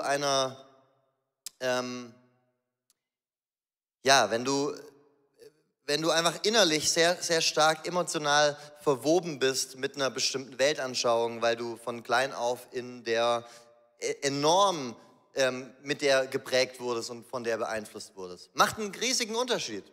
So, ich glaube, das ist uns manchmal gar nicht ganz bewusst, dass wenn wir über Glaube sprechen, über Argumente sprechen für oder gegen Gott, dass bei Leuten auch andere Dinge oft noch mitschwingen, als jetzt rein die faktische Ebene selbst. So dieses, wenn ich jetzt Christ werden würde, dann wäre das ja ein Verrat an meiner arabischen Kultur, an meiner kurdischen Kultur, an meiner, schwedisch-säkulare-humanistischen Kultur. Gut, da würde man jetzt vielleicht nicht von Verrat sprechen, aber wer bin ich? Was macht mich aus? Das sind alles Themen, die müssen wir auch bedenken, wenn wir ins Gespräch gehen. Ich habe einen sehr guten Freund, er ist Kurde und er war früher Muslim. Und als er Christ geworden ist, war das für ihn einer der großen Herausforderungen. Was bin ich denn jetzt eigentlich als kurdischer Christ? Weil es keine kurdisch-christliche Peer Group gab, der sich irgendwo anschließen konnte. So, aber er hat gemerkt, ich bin jetzt auch nicht so ganz wie die Deutschen oder wie die Westler. Und da gibt es dann auch noch christliche Orientalen, aber die haben ihre eigenen Traditionen, Bräuche, da gehöre ich auch nicht wirklich dazu. Was bin ich denn? Und für ihn war es ganz spannend zu sehen, dass eben er als Christ seine Kultur nicht verleugnen muss, sondern er eher erleben kann, wie er als Christ weiterhin seine kurdischen Instrumente spielen kann, er weiterhin seine Trachten tragen kann, er weiter in der Kultur unterwegs sein kann, es vielleicht an der einen oder anderen Stelle anders füllt, vielleicht nicht mehr über Nationalismus und über Herzschmerz singt, sondern über die Liebe zu Gott und die Inhalte sich vielleicht ändern, aber die kulturelle Form erhalten bleibt. Aber das sind zum Beispiel Dinge, die musst du dir klar machen und ich spreche sie manchmal im Gespräch auch gerne an. Sage ich, hey, sei mal ganz ehrlich, die Vorstellung, dass wenn du jetzt Christ werden würdest, du dann bei den Allmanns abhängen würdest und nicht mehr in deiner orientalischen, ich hänge in der Shisha-Bar ab und jedes Wochenende mit lauter Cousins Halligalli Community wärst, sondern vielleicht mit den Leuten, die hier abhängen würdest in der Kirche, die zum Segeln fahren und ganz andere Hobbys und ganz andere Themen haben. Wie sehr schwingt es mit? Und ich glaube, das schwingt oft viel mehr mit, als Menschen sich selber bewusst sind. Und ich spreche es mal bewusst gerne an. Aber das sind auch Punkte, die kommen da mit rein. Welche gemeinsamen Überzeugungen oder welche weltanschaulichen Perspektiven prägen unser Gegenüber? Ist er Wahrheitspluralist und sagt, jeder hat seine eigene Wahrheit? Oder sagt er, es gibt eine Wahrheit, es gibt eine objektive Wahrheit und die ist in dieser bestimmten Offenbarungsreligion zu finden oder die ist nur durch die empirischen Methoden der Wissenschaft rauszufinden oder die ist durch unsere Vernunft nicht erkennbar, sondern kann nur erfüllt werden, macht einen Unterschied. Und je nachdem, wie du dann über Themen wie Wahrheit und die Wahrheit über Gott und so weiter sprichst, macht das einen Unterschied. Was für ein Geschichtsverständnis hat die Person vor dir? So, wir denken, merke ich oft, gar nicht so in diesen langen Zeiträumen, aber das Spannende ist, wenn du mit Leuten aus anderen Kulturen sprichst, dass da oft ein ganz anderes Verbundenheitsgefühl mit den Vorfahren von vor 1000 Jahren, vor 1200 Jahren ist. Also beispielsweise jetzt eben mit Muslimen, wenn du dort sprichst über Spanien, da wird es viele Muslime geben, die werden davon sprechen, ja, ihr habt uns damals rausgekickt aus Spanien oder damals seid ihr Christen nach Israel gekommen und habt die Kreuzzüge angezettelt. So ein Verbundenheitsgefühl mit den eigenen Vorfahren, ein Verständnis von wir, die Europäer, die Christen, wo manche Überzeugungen mitschwingen, die vielleicht von der elterlichen Prägung oder dem kulturellen Hintergrund da sind, derer wir uns bewusst sein müssen, dass wenn wir über Themen wie Christentum und christlicher Glaube sprechen, da alle möglichen Prägungen vielleicht noch mit im Hinterkopf sind. Jemand, der jahrzehntelang in der DDR gelebt hat, wo ihm Sozialismus von vorne und hinten reingehämmert worden ist und ein ganz explizit religionskritisches Element da auch drin war, der denkt anders über Glaube und Gott als jemand, der da einfach unvoreingenommen als ein Blank Paper ins Gespräch geht. Und auch das wäre eine Frage, beinhaltet die Weltanschauung des anderen schon in sich eine kritische Grundausrichtung gegenüber dem christlichen Glauben?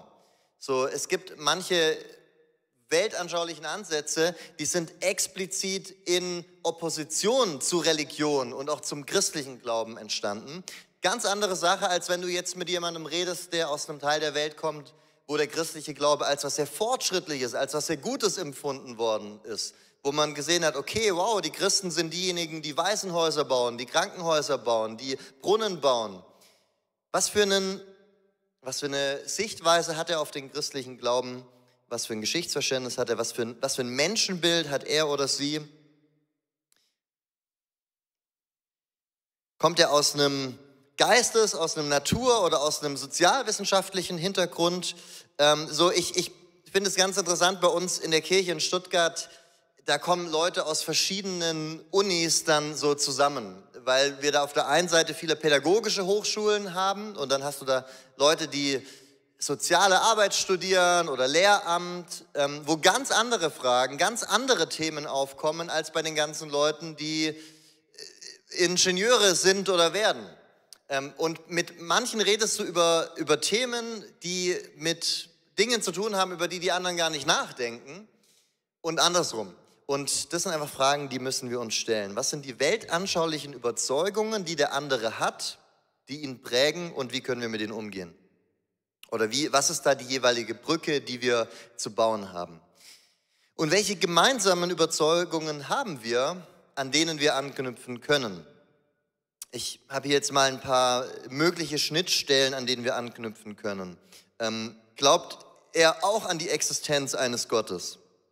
Macht schon mal nicht jeder. Aber glaubt er auch an die Existenz eines Gottes, eines Schöpfers? Und wie kann man daran anknüpfen? Glaubt er oder sie an übernatürliche Phänomene? Es ist immer wieder spannend zu sehen, wie viele Leute sich da auf TikTok den wildesten Sachen hingeben und irgendwelche Sachen ins Dasein manifestieren. Und New Age und Esoterik war etwas, was ich früher nie groß ernst genommen habe, ehrlicherweise. Ich dachte immer, ach, so ein paar hysterische Christen, die da so übelst jetzt die Welle schieben wegen den Esoterikmessen. Wo sind die denn alle? Aber ganz ehrlich, ich habe da meine Meinung sehr geändert. Ich empfinde es als ein sehr präsentes Thema. Und wenn du auf TikTok und anderswo unterwegs bist, dann siehst du das, wie viele esoterische Inhalte Leute so glauben. Und da siehst du eben, die Welle geht nicht weg vom Christentum und Kirchenaustritte hin zu Atheismus, sondern wenn Leute nicht an Gott glauben, dann fangen sie an alles zu glauben. Und dann kommen eben auch viele so esoterische Überzeugungen. Aber ja, glaubt er oder sie an übernatürliche Phänomene? Da kannst du ganz anders einsteigen und über Gebetserhörungen und Wunder, die du vielleicht erlebt hast, reden. Glaubt er oder sie, dass Gott sich in der Geschichte und durch Schriften den Menschen offenbart hat? Das ist ein Unterschied, ob du jemanden vor dir hast, der sagt, ja, es gibt einen Gott, aber der hat sich aus der Welt zurückgezogen und lässt die jetzt ihren Gang gehen. Oder ob es schon ein Konzept da ist, dass Gott Propheten schickt und du jetzt dann im nächsten Schritt darüber reden könntest, okay, aber wer waren denn diese Propheten und wie historisch zuverlässig sind die jeweiligen Schriften, die wir von ihnen haben? Glaubt er oder sie, dass wir Menschen Sünder sind und Vergebung brauchen?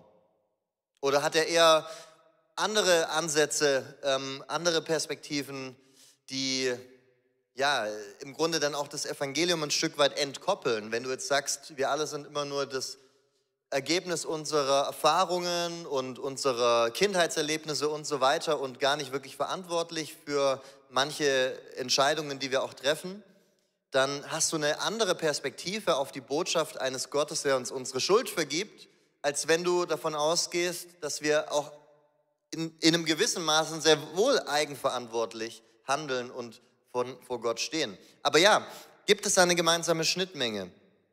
Glaubt er oder sie an den positiven Einfluss von Religion, Glauben auf die Gesellschaft?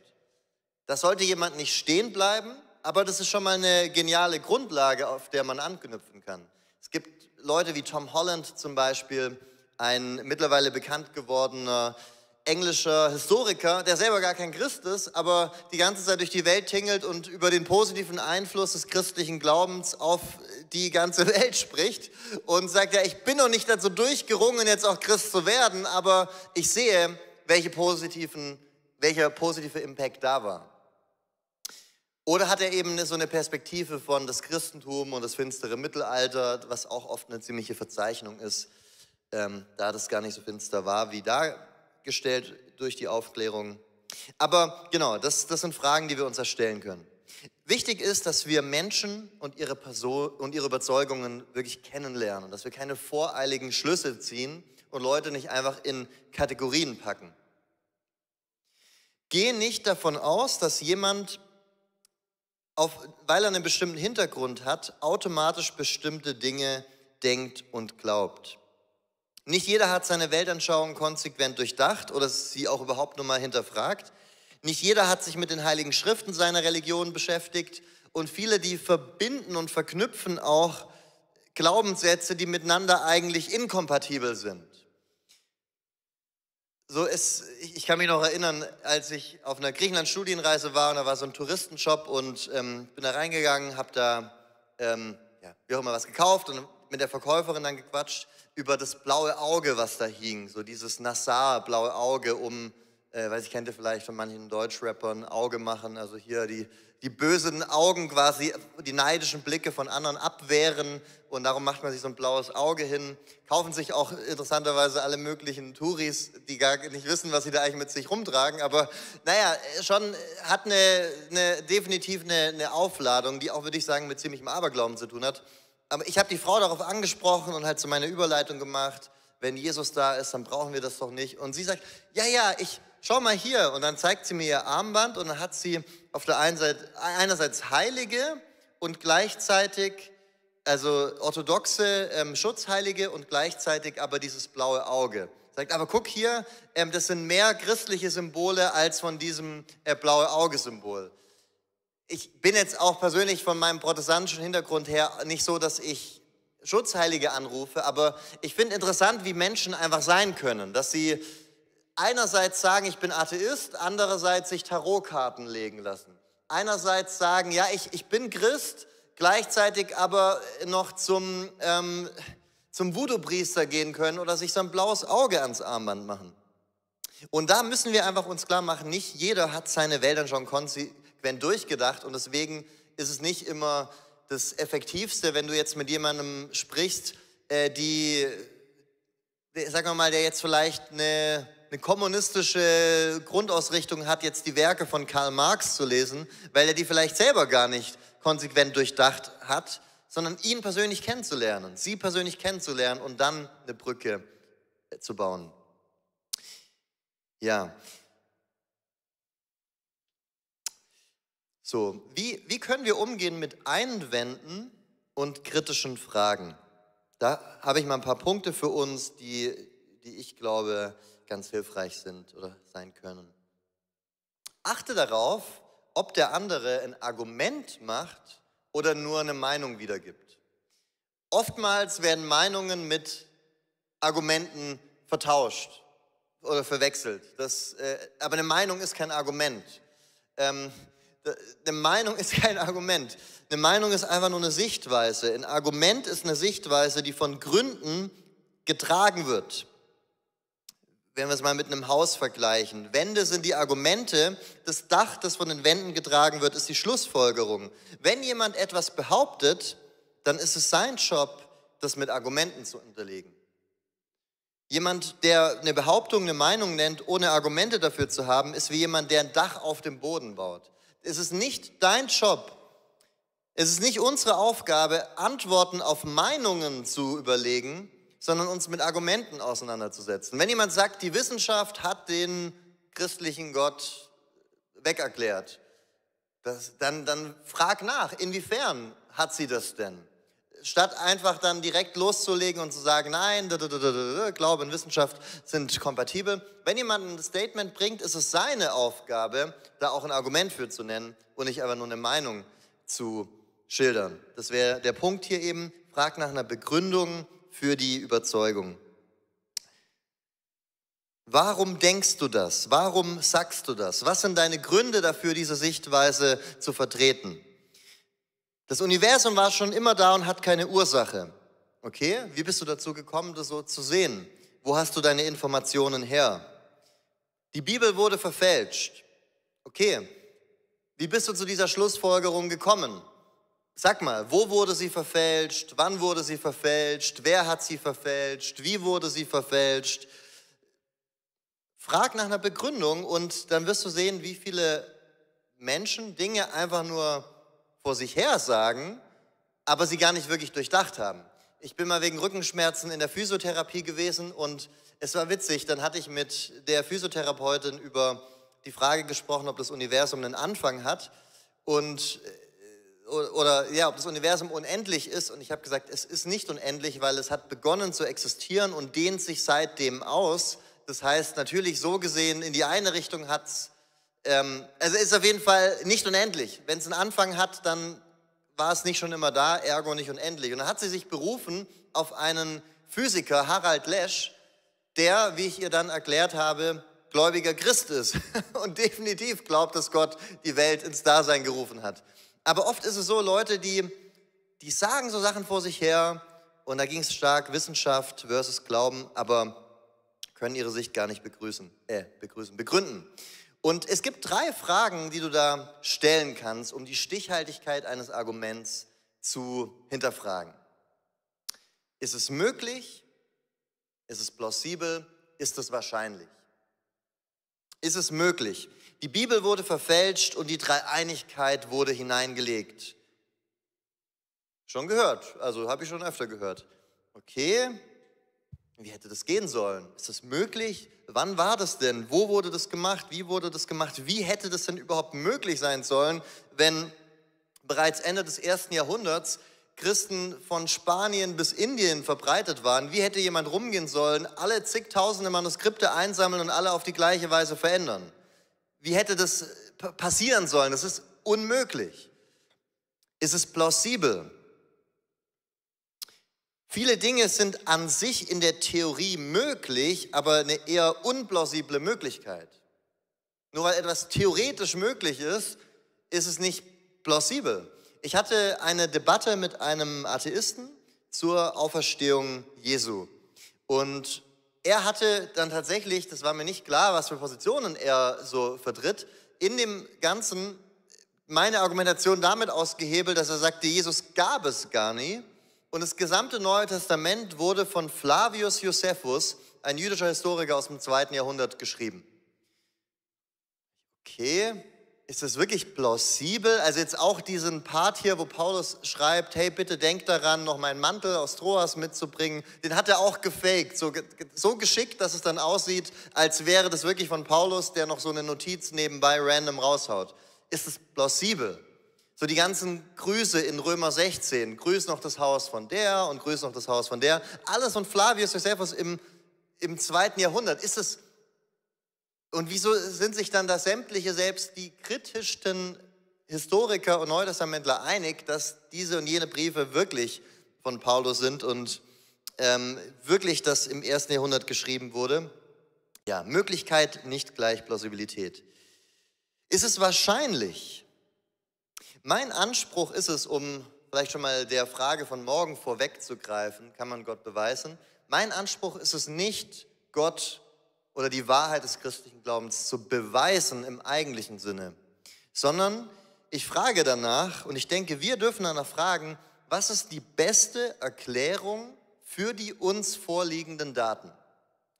Wenn wir die ganzen Informationen, die wir uns anschauen, haben über das Universum, über die Welt, in der wir leben, über die Geschichte und so weiter, was ist die beste Erklärung für alle diese verschiedenen uns vorliegenden Daten?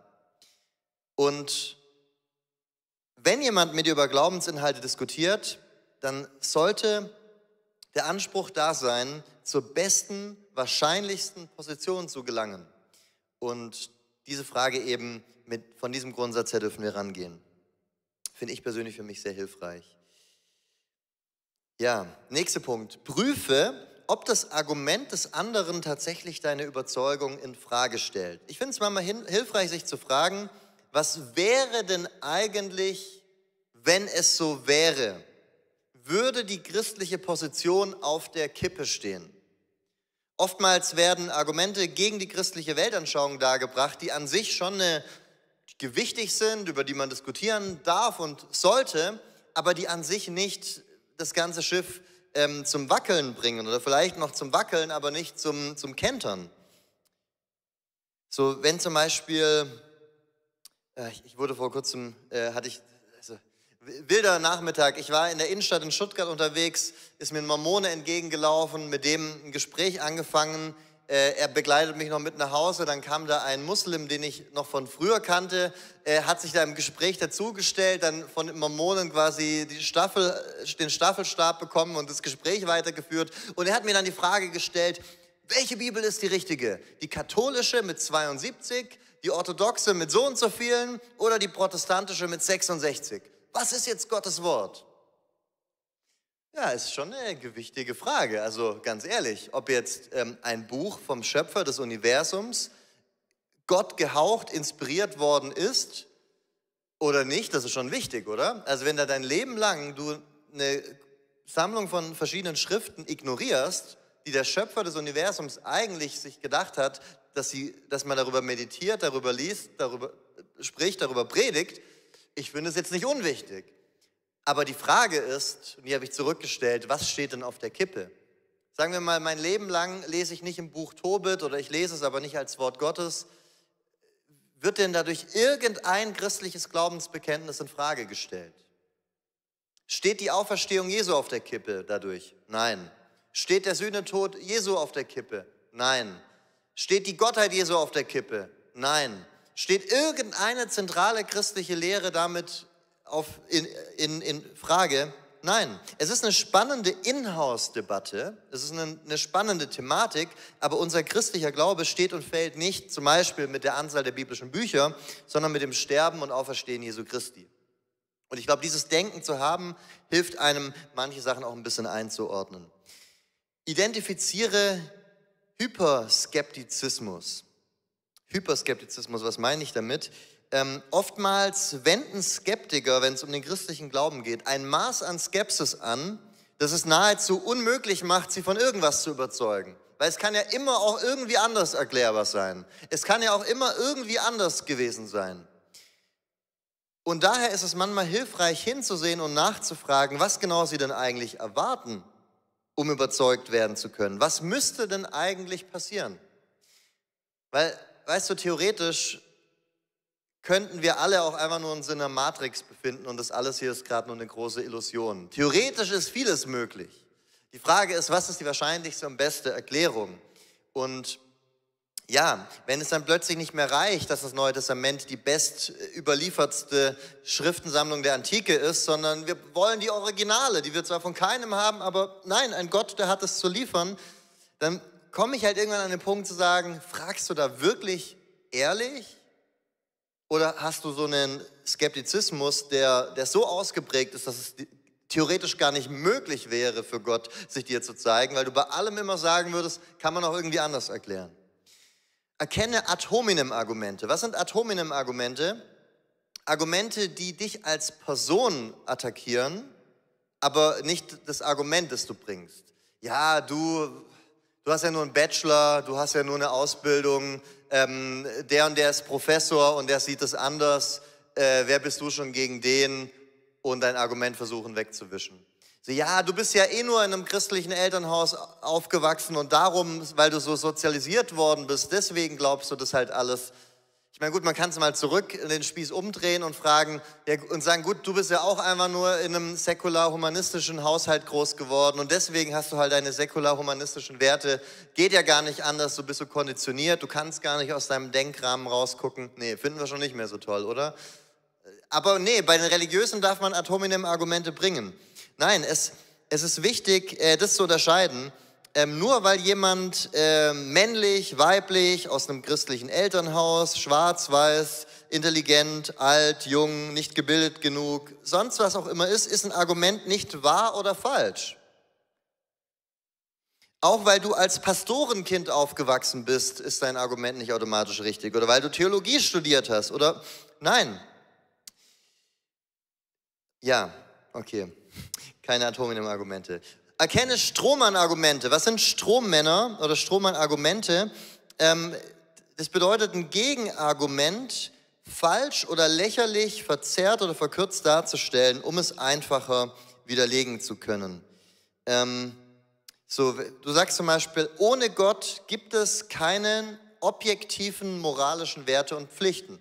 Denn ohne einen moralischen Gesetzgeber gibt es keine allgemein verbindlichen moralischen Gesetze. Du willst also sagen, dass Atheisten alle unmoralisch handeln? Nein, sage ich doch gar nicht. Ich sage, die beste Erklärung für moralische Gesetze, die wir erleben, so wie wir Schwerkraft erleben, so wie wir andere Dinge erleben, ist, dass es einen Gott gibt, der sie ins Dasein gerufen hat. Und dass du auch als Atheist weißt, dass es Gut und Böse gibt, lässt sich besser mit meiner christlichen Weltanschauung erklären, als mit deiner atheistisch-naturalistischen. Aber ich will nicht sagen, dass du unmoralisch handelst und so weiter.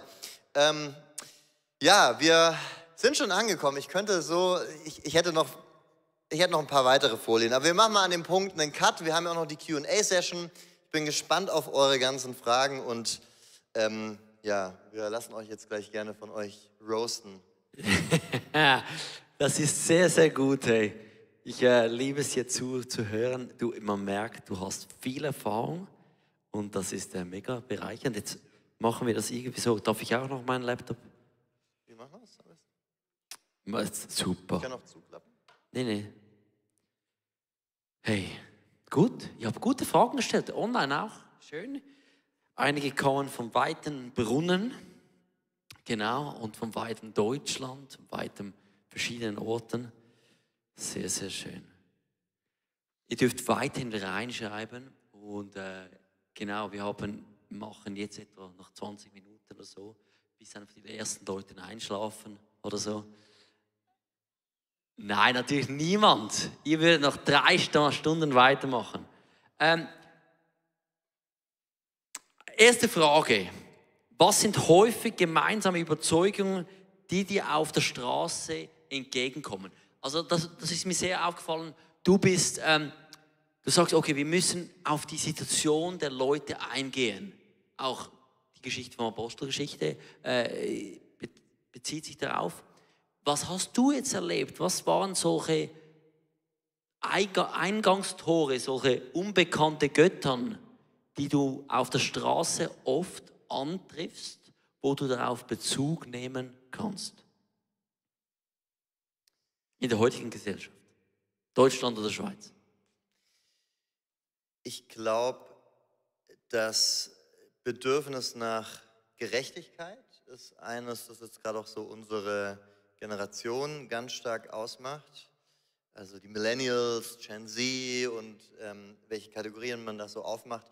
Und ich glaube, das ist eine ganz gute Möglichkeit eben anzuknüpfen. Okay, warum glaubst du denn, dass es Dinge gibt, die moralisch gut und gerecht sind und Dinge, die ungerecht und unmoralisch sind und mit welchem Weltbild bringen wir das besser zusammen? Und warum ist die Welt, wie sie ist, so, und wie können wir sie wirklich gerecht machen? Glaubst du wirklich, dass eine bestimmte Ideologie XY das kann? Genau, und ich denke, da kann man eigentlich ein Bedürfnis, ein Anliegen, was Menschen haben, aufgreifen, bestätigen, anerkennen und da wie so ein Brückenschlag auf Jesus hinweisen. Denn ich glaube, was da eben oft mit reinschwingt, wo ich dann eben aus meiner christlichen Perspektive oftmals widersprechen würde, wäre der optimistische Blick auf uns Menschen. So oftmals ist der Gedanke wir Menschen sind im Kern gut und das Problem, und deswegen gibt es Ungerechtigkeit in der Welt, sind einfach bestimmte Unterdrückergruppen, die an der Macht sind, oder sind bestimmte Ungerechtigkeiten im System, und wenn die beseitigt sind, dann leben wir in der perfekten Utopie.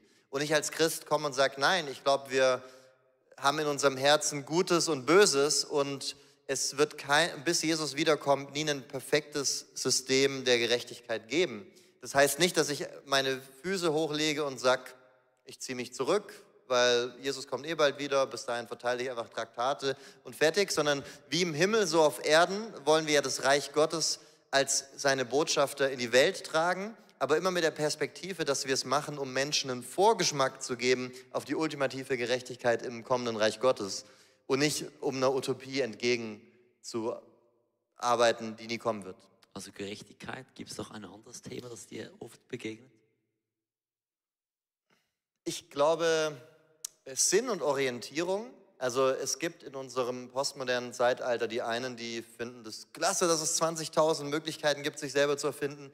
Und ich glaube aber auch viele, die davon sehr müde und abgehängt sind und eigentlich sich nach richtig und falsch, also nach Orientierung sehnen, nach Sinn sehnen. Und das ist leider dann auch mit ein Grund, warum Leute in vielleicht manchen Gruppen und Bewegungen und so weiter landen, die dann da vielleicht zu einfache oder falsche Antworten haben.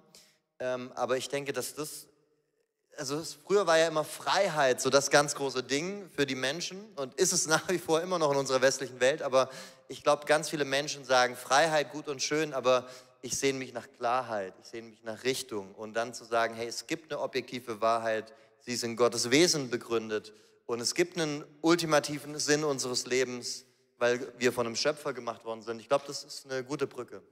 Jetzt, ist mir gerade aufgefallen, du sagst, es gibt. Jetzt würden vielleicht andere sagen, ich passe es nicht besser sagen, ich glaube, dass es eine objektive richtig und falsch gibt. Was würdest du da empfehlen? Einfach sagen, auf ich oder Gott? Nein, that's it. Weil das, andere Leute, habe ich schon gehört, dass sind auch die Türen zugegangen, weil sie sagen, das ist die Wahrheit. Und das hat dann wie gar keine Option von Diskussion gegeben. Nee, ich komme schon... aber es ist spannend.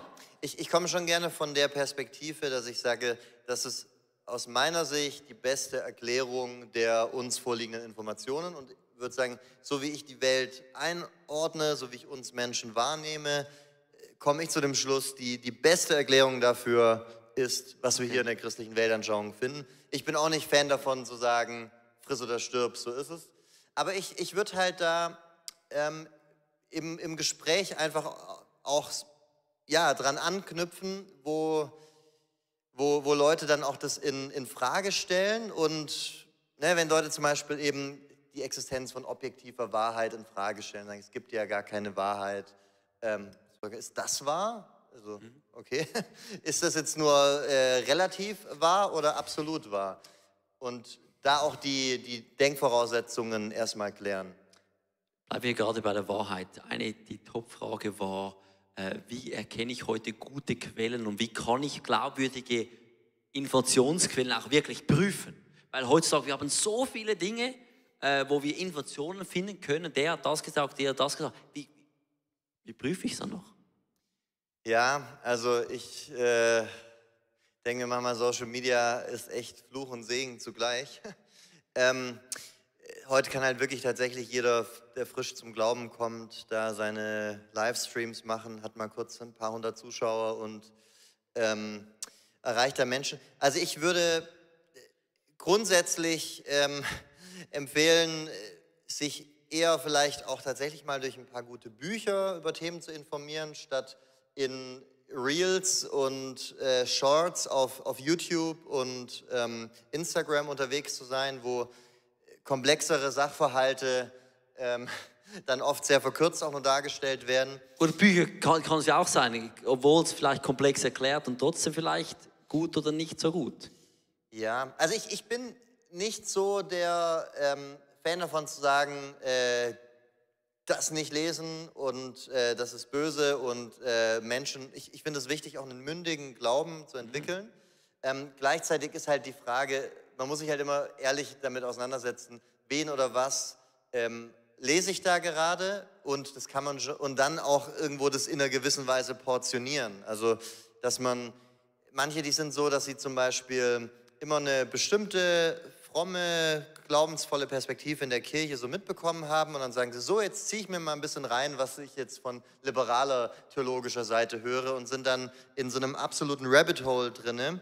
Und ich finde, ich bin nicht dagegen zu sagen, ich will auch mal Themen aus unterschiedlichen Seiten beleuchten, aber man sollte schon auch, finde ich, dabei immer versuchen, ja, fitte Positionen aus verschiedenen Lagern sich anzuschauen, wenn man sagt, ich möchte Sachen jetzt mal radikal hinterfragen. Aber was ich immer machen würde, wäre zu gucken, was für eine Autorität hat die Bibel für die Person? So, welche Rolle spielt die Bibel? Ist sie Gottes Wort oder wird sie als Menschenwort verstanden, wo zwar inspirative Gedanken drin sind, die aber für uns jetzt nicht maßgeblich sind? Und das ist für mich schon eine ganz wichtige Frage. So, welche Autorität hat Gott? Welche Autorität wird dem Menschen zugesprochen?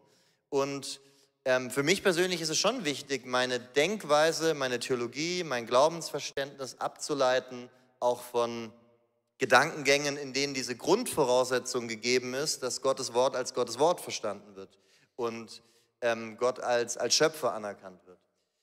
Und, ja. Spannend, spannend. Eine weitere top-rated Frage war, wie gehen wir jetzt mit diesen Glaubensfragen um, mit Leuten aus der LGBTQI+-Community? Wie gehen wir mit denen um? Weil da oft ja auch, da ist es sehr schnell dann persönlich, weil es in dieser Frage sagen, sie identifizieren sich mit dem. Es ist nicht nur einfach, man spricht über ein Glaubensverständnis, sondern über die Identifikation der Person. Was sagst du dazu? Ich glaube, zum einen ist es erstmal wichtig, dass man selber weiß, was man glaubt und auch von der Bibel her reflektiert hat, was der Mensch ist und was man über den Menschen glaubt. Denn ehe man sich's versieht, fängt man selber an, in diesen Kategorien zu denken, ich bin sexuell und so weiter. Und ich glaube, dass es wichtig ist, so auch für sich als Kind Gottes reflektiert zu haben, als Grundlage, um überhaupt erstmal ins Gespräch gehen zu können, was meine Identität im Kern ausmacht. Und das ist nicht eine sexuelle Orientierung, das ist nicht ein Status, das ist nicht irgendwas anderes, außer die Tatsache, dass ich Geschöpf Gottes und Kind Gottes bin. Und das ist also wir haben so eine Entwicklung erlebt über die letzten 100, 200 Jahre, dass der Mensch anfängt, sich zu definieren über seinen inneren Menschen, über seine Gefühle, über sein Inneres. Und das ist eine Art und Weise zu denken, die dem biblischen Menschenbild eigentlich fremd ist. Also wenn du zum Beispiel sagst, ich befinde mich im falschen Körper, was sagst du da? Du sagst, da gibt es ein Ich und das befindet sich quasi im Körper, das wie so eine Schale drüber ist. Aber in der biblischen Sicht vom Menschen ist der Körper und die Seele, der innere Mensch, der Körper sind eine Einheit. Die kannst du nicht voneinander loslösen oder abkoppeln. Also das erstmal verstanden zu haben, dass auch was die Ewigkeit ist, nicht, dass wir alle auf einer Wolke sind und so, wie es im griechischen Denken ist, der Körper stirbt und dann geht unsere Seele an einen anderen Ort, sondern dass wir Auferstehungskörper haben werden. Also dass unsere Körperlichkeit eine ganz wichtige Rolle spielt für unsere Ewigkeitsdimension. Ich glaube, das ist erstmal wichtig verstanden zu haben, um auch da sprachfähig zu sein wenn wir über Dinge sprechen wie Transsexualität und die ganze LGBTQ-Thematik. Ja, und dann, ich denke, dass das Problem ist bei dem Thema, dass so, egal wie man es so glaubhaft wie möglich auch und gut rhetorisch vermittelt, hey, ich liebe dich und ich nehme dich an, aber ich glaube nicht, dass deine Identität im Kern über deine Sexualität definiert wird. Es wird, glaube ich, immer so sein, dass Menschen sich trotzdem angegriffen fühlen können. Wichtig ist, dass unser Leben da eine laute Sprache spricht, dass Leute diesen Vorwurf quasi so gar nicht machen können. Ich kann mich noch erinnern, ich hatte eine Klassenkameradin, die ja, hat sich als lesbisch identifiziert und die hing bei uns in der WG damals ab. Also ich bin schon früh ausgezogen mit ein paar Kumpels aus der Kirche. Die war auf unserer WG-Party und wir haben viel gemacht, viel unternommen. Und ich dachte mir, also sonst hänge ich nicht so viel mit Mädels ab, aber sie ist ja sowieso lesbisch, dann haben wir auch mal einen Filmeabend zu zweit gemacht. Okay, anyhow, keine Ahnung, das war mein Gedankengang damals. Naja, und dann irgendwann hat sie so gesagt, ja, ihr Evangelikalen, ihr seid doch LGBTQ-feindlich. Sag ich, also, hey, schau mal, du hängst bei uns ab für Filmeabende, WG-Partys, wir hängen hier in der Schule zusammen mit der Mittagspause ab. Du weißt doch, dass es gar nicht so sein kann. Ja, stimmt eigentlich. Und ich glaube, das ist eigentlich die einzige Ebene, wie wir diesen Vorwurf wirklich aktiv entkräften können. Also ich glaube, man kann es natürlich argumentativ einfach rüberbringen, hey, ich liebe dich, auch wenn du mir jetzt nicht glaubst, dass ich dich liebe, wenn ich dich nicht so affirme, aber dass unsere Taten eben da einfach eine laute Sprache sprechen. Stark. Eine weitere Frage, die gekommen ist, jetzt, man bringt Argumente. Was ist, wenn das Gegenüber, wir merken, das ist mir überlegen in den Argumenten. Ich bin selber am Anschlag. Und es sieht so aus, wie ich weitermache. Wie sollen wir dann reagieren? Das kann ja auch sein. Gute Frage, danke Leute. Ja, also ich denke, wichtig ist, sich seiner eigenen Grenzen bewusst zu sein und zu wissen, keiner von uns ist eine eierlegende Wollmilchsau. Also auch hier in so Q&A-Sessions, ich sage es eigentlich immer am Anfang der Session, hey, wenn später die Fragen kommen, gut, habe ich ja vorher gesagt, wir haben auch nicht auf alles eine Antwort. Also keiner von uns kann Experte in allem sein und wir haben ja auch, ne, wenn du eine 40-Stunden-Woche hast, oder weiß ich, wie hier in der Schweiz die Schichten sind. 70. Ja, also, ja, anyhow. Und ja, klar, man kann ja nicht in alle Themen irgendwo reingehen. Ich glaube, es ist immer wichtig, da transparent und offen zu sein und nicht zu versuchen, den falschen Eindruck zu vermitteln, als könnte man zu allem was sagen.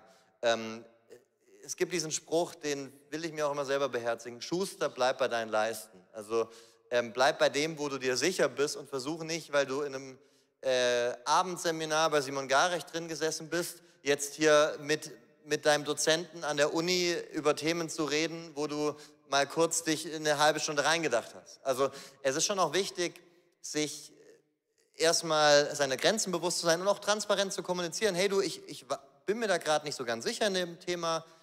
Gib mir doch mal 1-2 Wochen Zeit, lass mich da ein bisschen recherchieren, lass mich da mal jemanden fragen, der sich vielleicht ein bisschen besser auskennt und dann komme ich gerne mal auf dich zu. Und dann, das nicht jetzt als eine Flucht, sondern einfach, um auch selber nochmal in das Thema sich reinzudenken. Das ist auch eine Schwierigkeit. Transparent, authentisch. Absolut, ja. Also wir müssen nicht so tun, als wüssten wir alles. Und wenn jemand so auftritt, dann bin ich da eigentlich immer erstmal besonders skeptisch, weil das kann eigentlich gar nicht sein. Das wirkt für mich dann immer ein bisschen ideologisch. Das gefällt mir. Eine weitere Frage ist, gerade jemand, der in seinem beruflichen Umfeld viel mit Moslems zu tun hat. Was sind deine Erfahrungen? Wie können wir da anknüpfen mit Menschen aus dem islamischen Background? Ja, auch da, so von dem Prinzip von vorher her kommend, würde ich immer auch schauen, wen genau habe ich da vor mir. Also es macht einen großen Unterschied tatsächlich, ob du jetzt einen Iraner vor dir hast, der in einem Mindset aufgewachsen ist, der Islam kam und hat unsere glorreiche persische Kultur abgesägt und eigentlich wurde uns das aufgedrückt, oder ob du einen Araber vor dir hast, der sagt, der Islam ist unsere Identität, wir sprechen die Sprache Gottes, oder ob du einen Albaner vor dir hast, der weiß, bis vor 300 Jahren waren wir alle noch katholisch. Also das ist auch so einen Unterschied einfach, je nachdem, jetzt mal so ganz grob gesprochen, das kann man nicht auf Nationen oder Kulturkreise beschränken, aber das macht schon mal einen Unterschied. Ich würde einfach überlegen, wen habe ich da vor mir? Ich war eine Zeit lang so viel in so salafistisch orientierten Diskussionen im YouTube und so unterwegs, dass ich irgendwann mal wieder realisieren musste, im Moment mal, das ist ja nur ein gewisser Anteil von Muslimen. Viele, die ticken ja gar nicht so und sind vielleicht in manchem genauso säkular und westlich geprägt wie viele andere deutsche Menschen um mich herum oder ethnisch Deutsche, whatever. Und genau, dann würde ich da einfach ansetzen bei der Frage, wie kommen wir letztlich in den Himmel? Also bei Muslimen habe ich früher auch immer diese Frage auf der Straße immer so direkt gestellt, wenn du jetzt stirbst, wo bist du dann? Und die Frage, die eigentlich also immer kommen wird, in nahezu allen Fällen ist, Inshallah, das weiß nur Gott. Und da kannst du sehr gut anknüpfen zu sagen, hey, weißt du, als Christ glaube ich, dass wir 100% wissen können, wo wir sind, wenn wir sterben und das Evangelium weitergeben. Ich finde wichtig, dass wir halt nicht am Ende zu Islamkritikern werden, sondern Verkündiger von Jesus.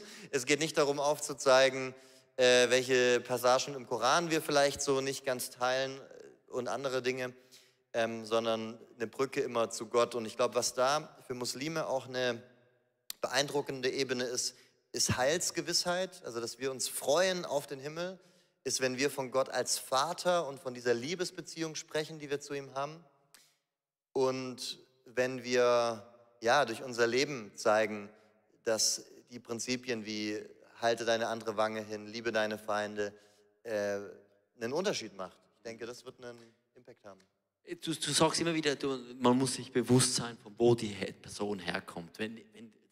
Das weiß ich ja erst, da muss ich ja mega viele Fragen stellen. Also fängst du an all die Diskussionen an mit Fragen stellen oder das ist ja herausfordernd. Also, gut, ich denke, es hängt halt immer noch von dem Setting ab. Bin ich jetzt mit jemandem, ist jemand mein Nachbar, dann hänge ich vielleicht regelmäßig mit ihm bei einer Tasse Kaffee ab, man lernt sich über die Zeit kennen und es ist ein ganz anderes Setting, als wenn ich jetzt sage, okay, ich habe hier meine Mitfahrgelegenheit, mit der sitze ich 3 Stunden im Auto. Ich glaube, dann ist man in der Schweiz auch schon am anderen Ende, oder? So, dann ist man im schönen Tessin. So, und dann habe ich jetzt quasi also es sind ja auch so künstliche Situationen manchmal, die muss man unterscheiden von konstanten Beziehungen. Aber wie würdest du bei diesen künstlichen, lass uns mal kurz da sein. Ich würde fragen, warum bist du Atheist? Warum bist du Hindu? Warum bist du Muslim? Warum glaubst du, was du glaubst? Ich würde diese Frage stellen. Warum bist du überzeugt von der Weltanschauung, die du hast? Und dann bringt jemand seine Punkte und dann kann man aufbauend auf diesen Punkten ins Gespräch kommen. Spannend, spannend. Jetzt, es gibt auch Leute, die hören, Pastor. Und dann wollen sie einfach mit provozierenden Fragen stellen. Gehst du auf diese provozierenden Fragen ein? Oder sagst du, nein, da mache ich wie Jesus, halte ich das Mund und sollen sie sagen, was sie wollen? Oder nutzt du das? Also komm, du willst mich provozieren, I'm ready. Also ich sag mal, der alte Adam in mir, mein Fleisch, das hat mich schon an Mama dazu gebracht, da ganze Samstagabende wirklich, also gar mal einen Samstagabend habe ich komplett nur vor YouTube Kommentarspalten verbracht und dann gesagt, das mache ich nie wieder. Da ist so schönes Wetter draußen und ich verbringe meine Zeit hier gerade mit Leuten, die einfach nur diskutieren wollen, als deren Sparringspartner.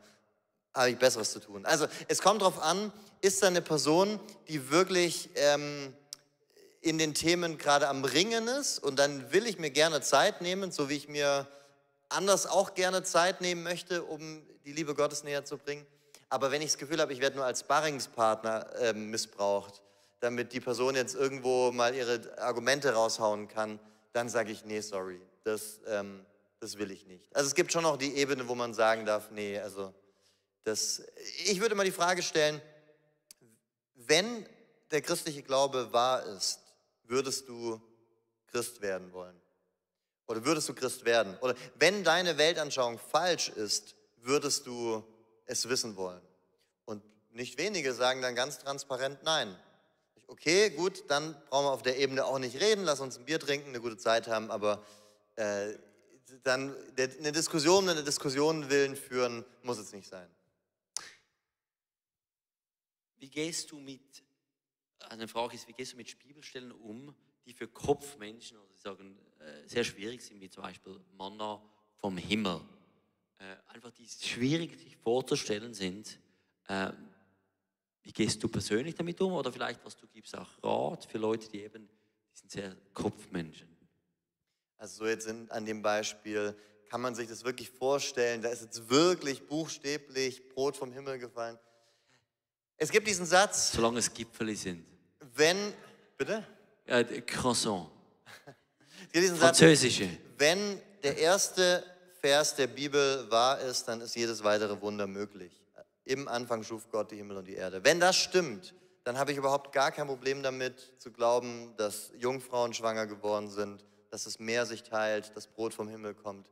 Warum denn eigentlich nicht? Also über wen reden wir? Wir reden vom Schöpfer des Himmels und der Erde. Es gibt sicherlich Bibelstellen, die sind manchmal so, man denkt, okay, wow, da hat ein Esel gesprochen oder Dinge, die jetzt irgendwo nicht so der natürlichen Erfahrungswelt entsprechen. Ich glaube, die Frage ist halt da auch, was sind denn die zentralen Punkte, die entscheidend wichtig zu glauben sind, um Christ sein zu können. Und das Zentrale ist die Person Jesus Christus, sein Sühneopfertod am Kreuz, seine Auferstehung von den Toten. Und es gibt vielleicht links und rechts manchmal Bibelstellen, die können uns auf die eine oder andere Weise irritieren, aber ich würde eher vom Zentrum her kommen und ja, so versuchen, da auch ranzugehen. Eine Person fragt, wenn jetzt gerade man begegnet Menschen, vielleicht Flüchtlinge im Dorf, die andere Religionen haben, oder man hat Leute auf dem Besuch, wie schnell empfiehlst du da, jetzt wenn du eben heute, wie kann ich über den Glauben sprechen, da sofort mit das Thema Jesus auf den Tisch zu bringen? Oder sagst du, lass uns zuerst mal die guten Taten sprechen lassen? Oder wie unterscheidest du, wann ist was dran? Ja, ich denke, man braucht schon auch immer da die Führung des Heiligen Geistes, in dem Ganzen auch geistlich sensibel zu sein. Aber was ich mittlerweile vermeiden möchte, ist in so ein kalkulierendes Denken reinzugehen. Zu sagen, so das sind jetzt die Leute, bei denen sehe ich eine offene Tür und deswegen helfe ich denen jetzt bei ihren Anträgen fürs Amt und deswegen hänge ich jetzt hier viel ab und helfe denen beim Einkaufen, weil ich ja hoffe, dass sie Christen werden. Und die andere Person, wo ich jetzt keine Offenheit groß spüre, lasse ich links liegen. Ich finde, Nächstenliebe sollte was sein, das authentisch aus uns herauskommt und nicht als Mittel zum Zweck eingesetzt wird. Und das finde ich eine wichtige Grundlage, wo wir uns auch selber immer wieder hinterfragen dürfen. Warum mache ich, was ich mache? Geht es mir darum, jetzt am Ende eine Instagram-Story posten zu können? Oh, schau mal, ich habe den Obdachlosen jetzt hier eine 10-Euro-Tüte mit Essen mitgebracht. Und geht es mir dann wirklich um den Einzelnen oder geht es mir um den sichtbaren Effekt? Und auch da, ich denke, wichtig ist zu lieben aus ganzem Herzen, unabhängig davon, wie viel da zu holen ist, in Anführungsstrichen. Und gleichzeitig aber da auch zu überlegen, was gibt die Beziehung auch her. Ich merke halt, wenn man über Themen spricht, wie Familie, wie Werte, wie Ziele im Leben, Prioritäten, automatisch immer wieder bombastische Brücken sind, um auf Jesus überzuleiten. Also es gibt so viele Möglichkeiten im Alltag tatsächlich. Aber ja, ich würde, manchmal auch habe ich es bereut, dass ich zu lange dachte, also ich habe beides schon bereut. Zu früh einfach direkt losgepreacht zu haben und ich habe es aber auch schon bereut, dass ich dann manchmal extrem viel Zeit verstreichen lassen habe und dann trennen sich irgendwie die Wege und man hat nie groß mit der Person gequatscht. Also ich denke, manchmal, es ist einfach immer eine persönliche, individuelle Sache. Letzte ganz große Frage. Was ist die richtige Bibelübersetzung? Ich glaube jetzt gerade in dieser Woche, die ihr habt, schwierige Sache. Tatsächlich bin ich Fan der Elberfelder. Also Elberfelder, bombastisch. Ich hatte, als ich Christ geworden bin, von jemandem den schlauen Tipp bekommen, lies Elberfelder, die ist am nächsten am Grundtext dran. Und dann habe ich es versucht und dann gedacht, ach, Bibellesen ist halt nichts für mich, weil es so schwierig war. Da bin ich über die Hoffnung für alle wieder ins Bibellesen gekommen, dann die Neues Leben, dann die neue Genfer und jetzt bin ich wieder bei der Elberfelder gelandet. Aber ich switche durch. Sehr gut. Hey, ich danke dir vielmals, Simon Garecht. Lass uns ihm mal Applaus geben. Danke sehr. Wonderful. Jetzt fände ich schön, wenn du uns einfach noch segnen könntest, um da kraftvoll den Situationen und Fragen unserer Gesellschaft begegnen zu dürfen. Weil wir brauchen, was ich eben auch gehört habe, in all dem die Kraft des Heiligen Geistes, die Weisheit, Unterscheidungsgabe. Darum. Komm, lass uns aufstehen. Richtig. Auch zu Hause, ich kann es nicht. Ich sehe es im Brunnen. Es steht noch nicht. Aufstehen bitte. Nein. Super. Vater im Himmel, ich danke dir dafür, dass wir mit dem Bewusstsein unterwegs sein dürfen, dass du, Gott, bei uns bist, für uns bist, ja, mit deinem Geist in uns lebst und wir letztlich als deine Zeugen unterwegs sein dürfen, ja, um von dem Großartigen zu berichten, was du getan hast, wer du bist, wie du bist. Schenk uns in dem Ganzen immer Weisheit, schenk uns deine Führung, gib uns wirklich Feingefühl für die jeweiligen Menschen, die wir vor uns haben, gib uns einen Blick dafür, welche Brücken wir zu ihrem Denken, zu ihrem Fühlen, zu ihrem Herzen schlagen dürfen. Und lass uns in dem Ganzen Mut haben, auch uns zu bekennen zu den Wahrheiten des Evangeliums, ohne Kompromisse dabei zu machen. Und lass uns dabei immer auch Menschen sehen mit den liebenden Augen, mit denen du sie siehst. Dass wir aus dem heraus, wie wir es gesehen haben in Apostelgeschichte 17, ja, effektive Verkündiger deiner kraftvollen, lebensverändernden Botschaft sind. Amen. Amen. Amen. Danke vielmals nochmal. So gut, ich dürfte wieder Platz nehmen. Aber wir sind am Schluss von diesem Abend. Ich danke allen, die zu Hause waren, die dabei waren. Morgen ist es Simon Garecht wieder hier. Zweiter Abend von Bible Week und dann geht es weiter. Also 4 Abende dürft ihr online dabei sein. 3 Abende hier vor Ort. Also kommt morgen Abend wieder hier vor Ort. Auch Freitagabend vor Ort, Samstagabend ist nur online oder du bist Maximum bis 20 Jahre alt. Genau, dann ist Youth da. Und jetzt genießt noch den Abend. Es gibt noch Zeit etwas hier. Wenn ihr Fragen habt zum College, vergesst nicht, zum Stand zu kommen oder auf der Webseite euch schlau zu machen. Nächste Woche fangen wir das ICF College Semester an mit dem Bible Track. Mit dem Wesen der Bibel, tauchen wir wirklich ein. In einem Jahr gehen wir Buch für Buch durch, um eben hier sprachfähiger zu werden und zu wissen, was steht denn eigentlich in dieser Bibel. Also ich lade dich ein, wenn du noch nicht so etwas gemacht hast, sei dabei. Das kann ich wirklich allen herzlich empfehlen. Und jetzt wünsche ich euch einen schönen Abend. Macht's gut, kommt gut nach Hause. Ciao, ciao.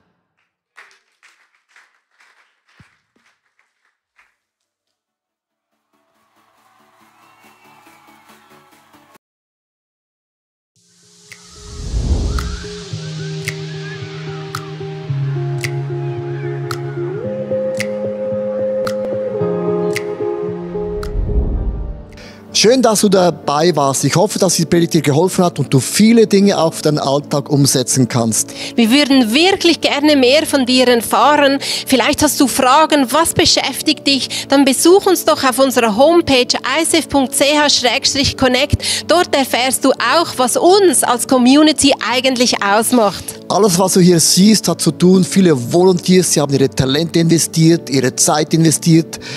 Auch ganz konkret Finanzen, weil ohne Finanzen ist das alles gar nicht möglich. Ja, und das hier ist unsere Einladung an dich, Teil von diesem Großen zu werden, was Gott tut, auch mit deinen Finanzen, weil es ist so viel Technik, es sind so viele Investments, die wir machen, dass das alles möglich ist. Und mit deinen Finanzen kannst du da einen Unterschied machen. Und noch eine kleine Sache, abonniert den Kanal, macht einen Daumen hoch, schreibt was in den Kommentar rein, weil es wird uns helfen, dass Leute plötzlich von dieser Sendung hören, weil wir wollen ja die beste Botschaft rausbringen an Menschen, die noch nie von diesem Gott gehört haben. Also, bis zum nächsten Mal.